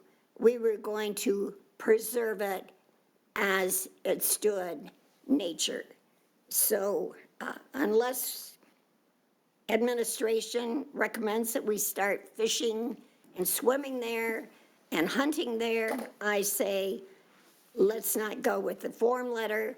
Let's go with the reason that we created that. Nature preserve to be preserved. That's all. Thank you. All right, thank you, Mrs. Koski. Mrs. Zarko. Thank you, Mayor Taylor. I'm going to continue with the nature preserve. Many years ago, I visited a state park in another state that had a preserve. And there's, I think, a definition of what they consider, if there's no, any construction, they had paths through it, but if there's not any construction, it's a number of years when it actually reaches its eco cycle, which means that the bats take care of the mosquitoes and you could probably walk through it, you wouldn't get a mosquito bite. So if we could ask maybe the Sustainability Commission to do some research on us as to what the status would be in that area, and maybe get Eagle involved and make sure that we are right, that it's, that you could put a walking path through there. You're not doing anything to the eco cycle. I'd be interested in finding that out. So if we can do that, that'd be great. So nothing further. Okay, thank you, Mrs. Zarko. Mr. Yanis. Yeah, I have several things, Mr. Mayor.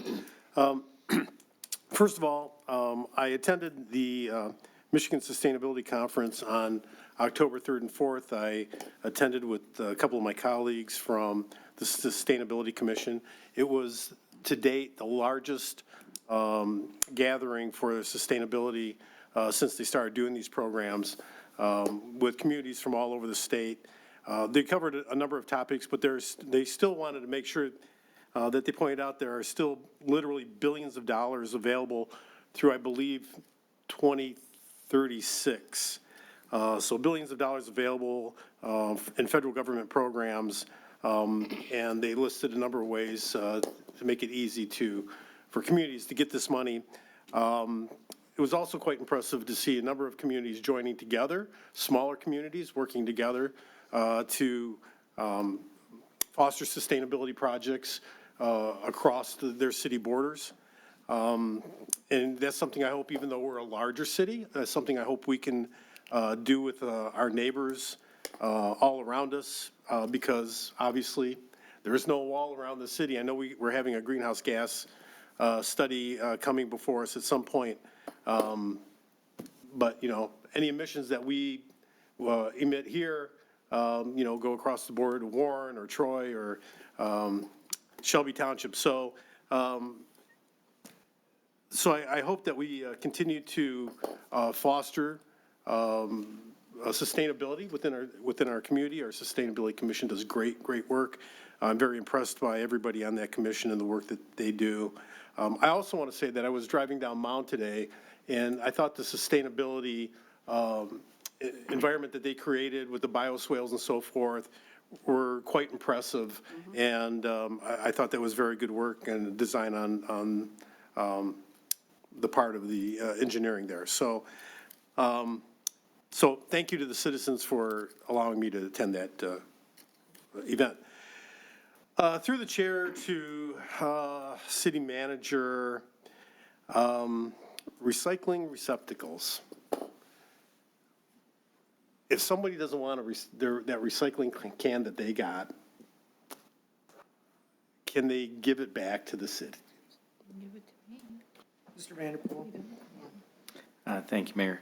Councilman Yanis, thank you. It's a good question. We do get this periodically, and the short answer really is no.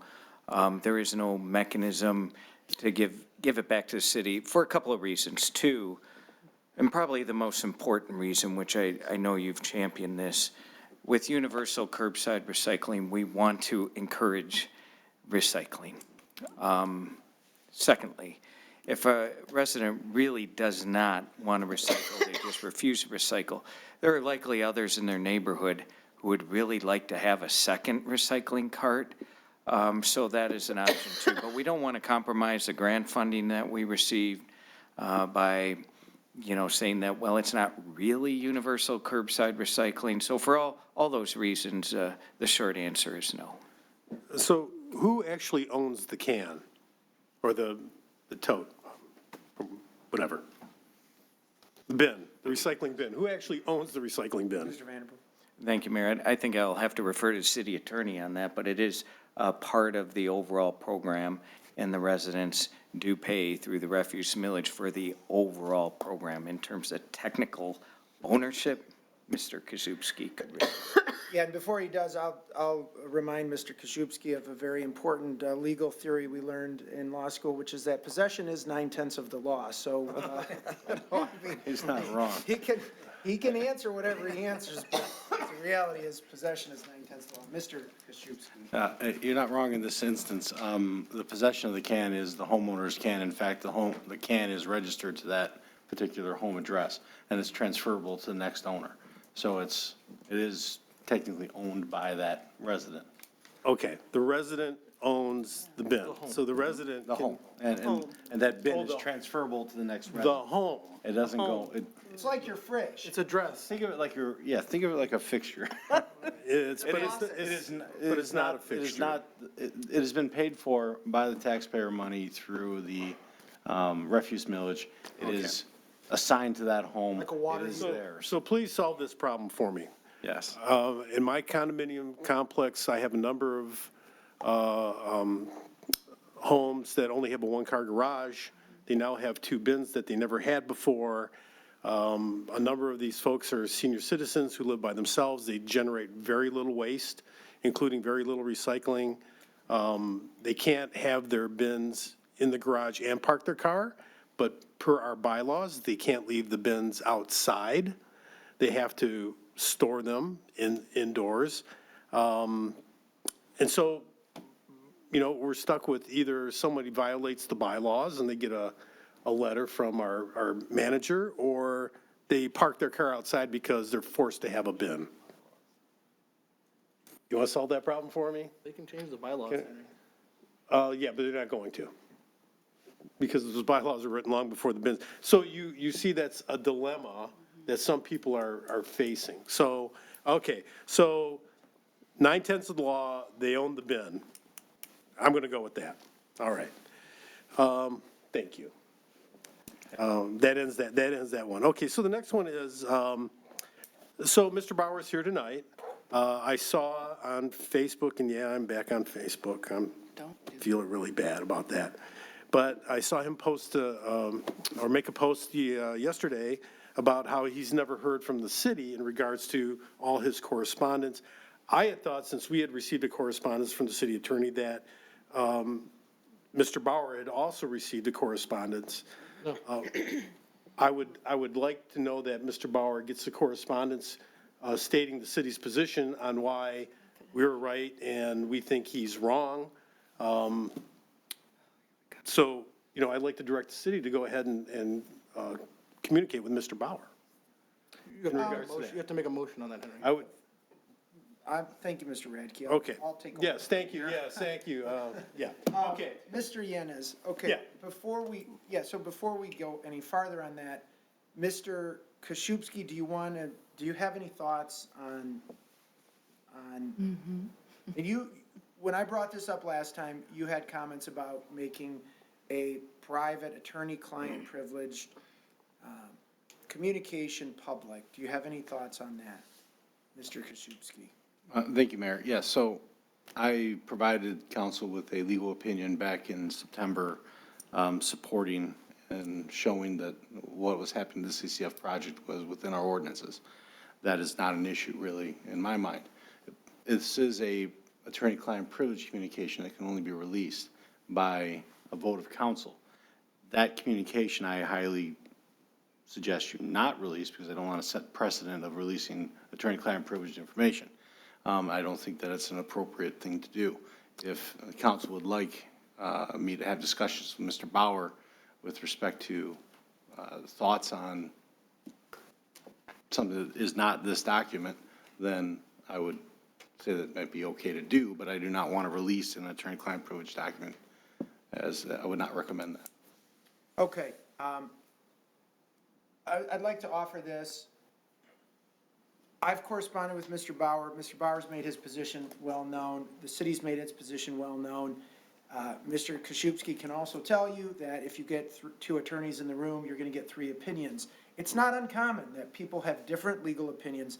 If people didn't have different legal opinions, Mr. Koszybski and I wouldn't have jobs. So he thinks one thing, we think another thing. It's just going to have to end there. This doesn't have to be resolved. But I'll give you the floor back. Thank you. I appreciate your thoughts, but here's the deal.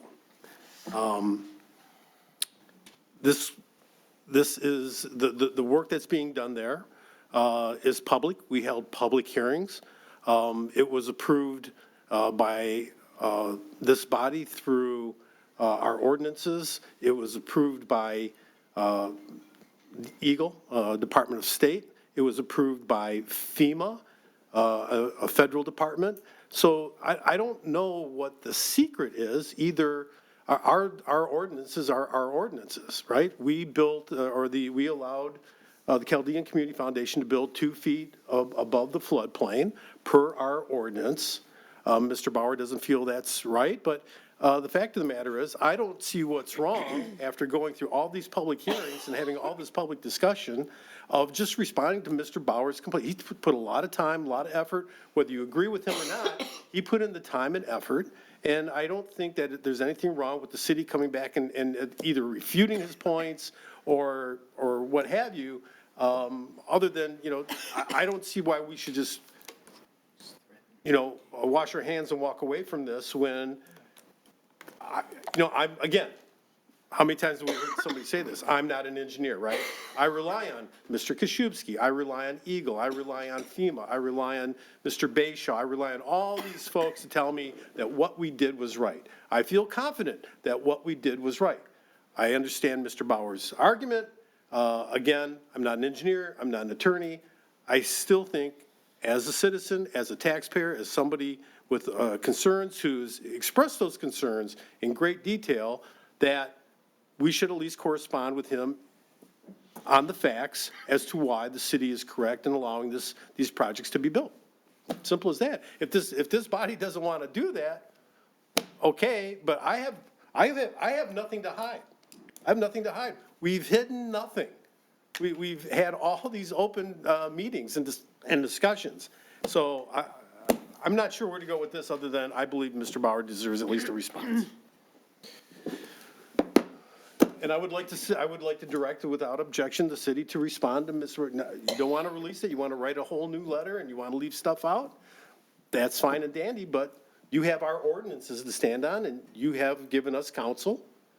I've accepted your counsel. I don't see why you can't discuss with Mr. Bauer or refute his points or what have you, but, and he might not even accept your. He's not going to. Well, and maybe that's fine. But I think Mr. Bauer, even though he's here by himself, probably represents a handful of people or more that also have questions about this. I just don't know why we wouldn't do this, frankly. You've already written a very detailed letter given to us. You can amend that. You don't have to write a whole new letter if you want to. You can just take out the stuff you don't want him to see, but facts are the facts.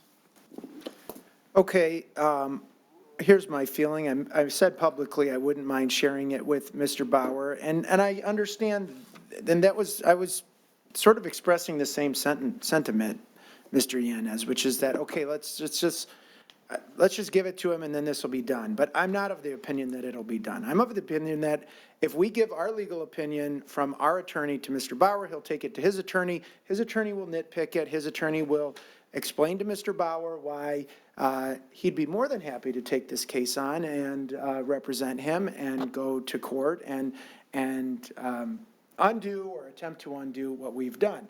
So it is just him. It's him. Okay. It's not 134,000 residents. If there were thousands of residents, if there were hundreds, if there were dozens of residents, saying this violated your ordinance and I need to know why, it might be a different story. I'm not talking about Facebook, okay? I'm not talking about Facebook, okay? Because I can find 1,000 people on Facebook that think the earth is flat, okay? I don't care what people on Facebook have to say. You can say anything. So people, who are the people out there that are really concerned about this, that are like up at night talking to their wife saying, I can't believe that the city is violating its ordinance and allowing something to be built in the floodplain at 19 and Van Dyke. I just can't. They're not out there. They're not out there. Prove me wrong. Okay? So we got the opinion. I'm satisfied that everything that we did is within the limits of our ordinance, that there's no challenge would be sustained against it, and I'm ready to move on. But if the council, so I object, which means we're not going to get unanimous support, so you need 4 council members. Mr. Mayor. To direct the city administration to release it. Mr. Radke. I object also, and not because I don't support what Councilman Yanis is trying to do, but Mr. Bauer has threatened litigation against the city. Where in our city's history have we handed over our opinion on litigation to the person saying, I'm going to sue you? It doesn't make sense.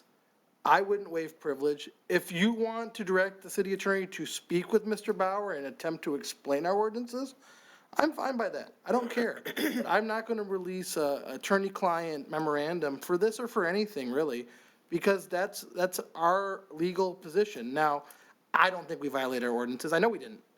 There's nothing illegal about that. Under Mr. Bauer's interpretation, no one could live in the North Van Dyke corridor.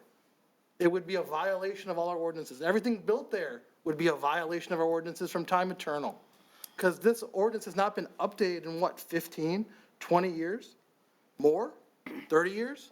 So the idea that somehow all of these prestigious lawyers and all these other people for years and years and years thought this is totally fine, but Mr. Bauer, burning the midnight oil, has come up with something in his basement that is going to defeat all of us is a fantasy. And this whole thing will never be done, because whatever we turn over to him, he's going to come back and say, well, no, I know it. I'm an architect. I know. It's a fantasy. So I object. No. That's all I have, Mr. Mayor. All right, Council. Mayor Taylor, I would like to see Mr. Koszybski and Dr. Purcell sit down with Mr. Bauer and go over your opinion. Not your legal advice to us as far as how we did not violate our zoning ordinances. No? I mean, I would like that conversation to be had, at least. Explain to him in person, your side, our side of our ordinances, and if he doesn't accept what we tell him, I don't know where to go from there, but I don't think I'm willing to release any confidential, anything from our attorney. That's our attorney's advice, is to not release, Advice. client, confidential correspondence. However, there is some things that you can talk to him about. And that is what I would like to see. I would like to see a conversation, Dr. Purcell, Mr. Koszybski, and Mr. Bauer. That's my 2 cents. Mr. Mayor, just for a point of clarification, because we've had 2 people now say this, I'm not asking him to release confidential communication. I'm just communicating with Mr. Bauer in a way that he's comfortable, not releasing confidential communication, the letter that we received, but in a way that he feels comfortable communicating to Mr. Bauer. That's all. I just want to be clear. That's what I'm asking for. Council, anyone else? Mayor Taylor? I'm going to agree with my colleagues that say the conversation should happen, but in that conversation, I'm sure that I can trust Mr. Koszybski not to jeopardize the city's position, moving forward, where it might come back and be used against us. But On your advice, I can't see why we would want to go against your advice to release that document. Nothing further. Mrs. Sarowski. Thank you, Mayor Taylor. So, yeah, obviously, but this is a slippery slope that I don't want to go down where we, based on someone possibly, maybe someday coming to sue us, we want to address every single little point. And that's something that we don't want to start doing. So let's be careful on how we address this. Yes, we do, every citizen is extremely important. And I do appreciate Mr. Jim's opinion and that he's a very smart man. And we all can have opinions. I do understand that. But we also need to understand that there are times when we have to agree to disagree. And there's that. So I do not want to have any legal information, any legal advice released. A conversation, I will say if that's something that is agreed upon, that's fine. I'm not suggesting that, however. I think that that's up to Mr. Koszybski if that's what he wants to do. And that's all I have. Anyone else? Anything, Mrs. Koski? Only that, yes, Mr. Mayor, we have our client-attorney relationship. I'm sorry, I'm going to say this, we pay big money for our legal advice, and I am not in a position to share that. If a conversation is needed, I agree with my colleagues that maybe we could have Dr. Purcell and our attorney sit down with Mr. Byer and express our feelings to him, answer some of his questions where he thinks that we're wrong and we're right, but I do not believe in releasing our client attorney privileged information.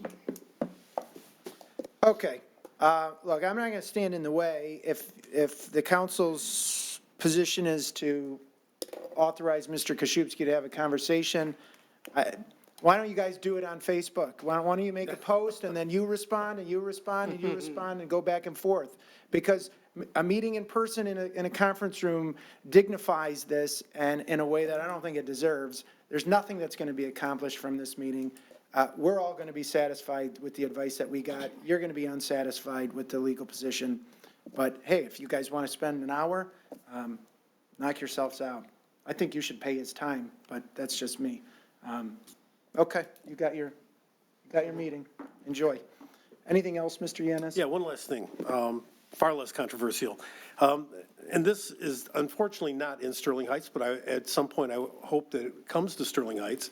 But I do want to let folks, my colleagues here and folks at home know that on Friday, November 1st, our state senator, one of our state senators, Stephanie Chang, is holding an event at the Madison Heights Public Library.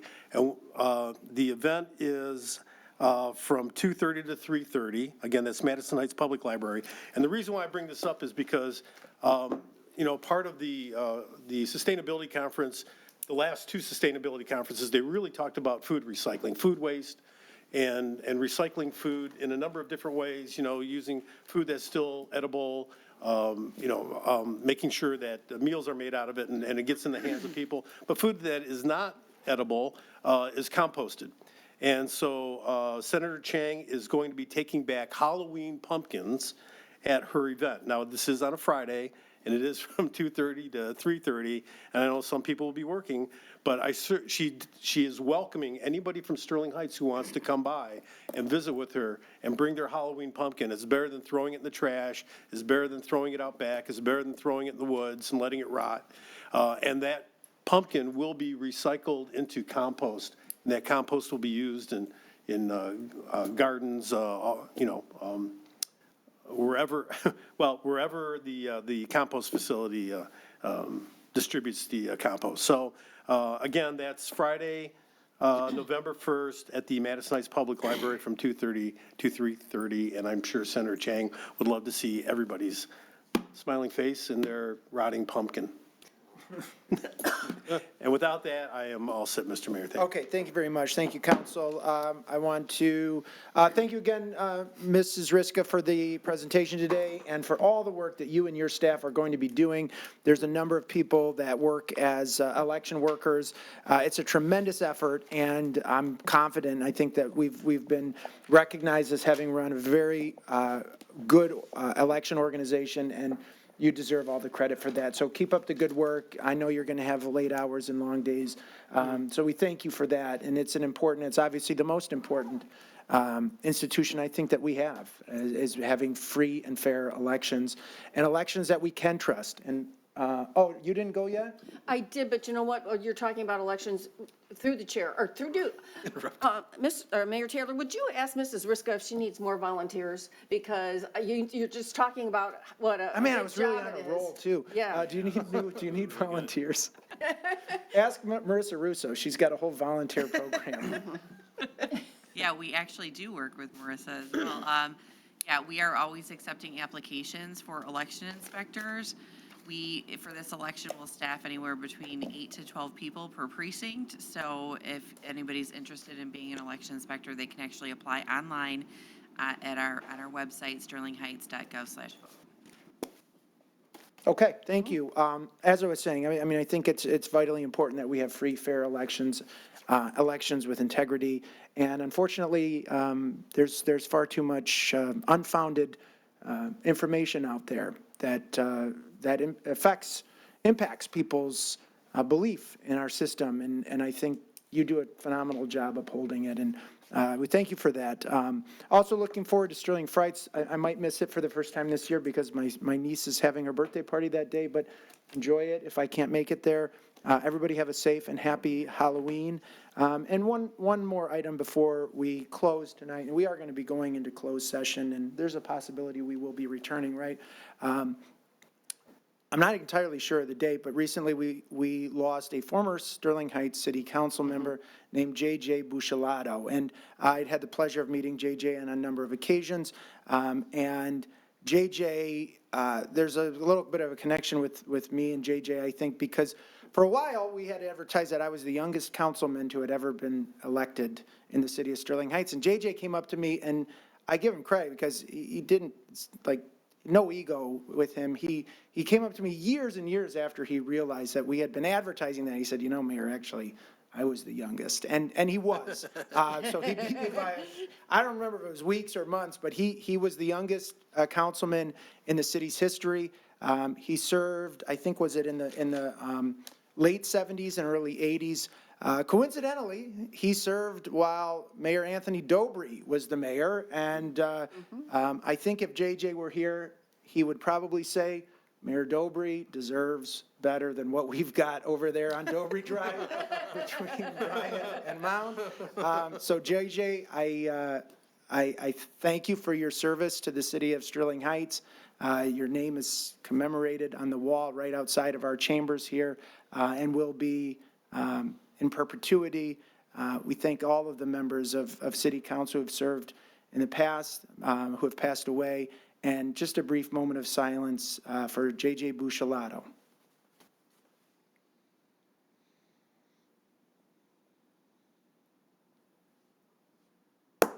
Okay, with that, Council, I would entertain a motion to adjourn into closed session. So moved. Support. Been moved and supported. Ms. Riska, can we please have a roll call vote? Mayor Taylor? Yes.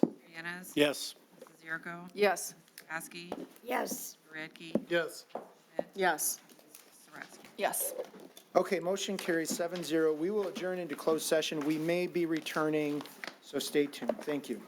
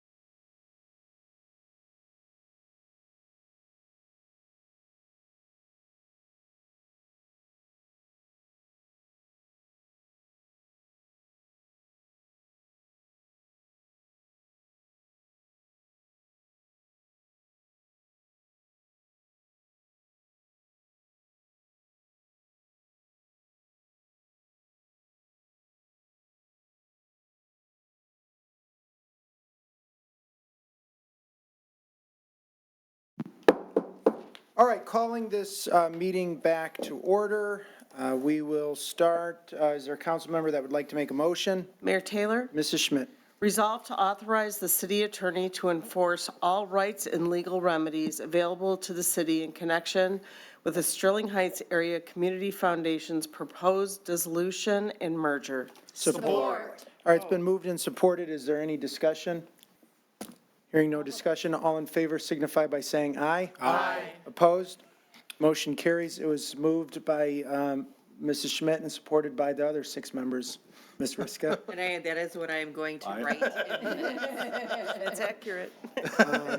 Council, is there another motion tonight? Mr. Mayor. Mr. Radke. I move to authorize city administration to pursue all available legal remedies relating to the decision of the Act 78 Civil Service Commission in the matter of appeal of firefighter Ken Kogelman. Support. It's been moved and supported. Is there any discussion? No discussion. All in favor signify by saying aye. Aye. Opposed? Motion carries. Entertain a motion to adjourn. So moved. Support. It's been moved and supported. All in favor say aye. Aye. Opposed? Motion carries. Meeting adjourned. Thank you. It had to be the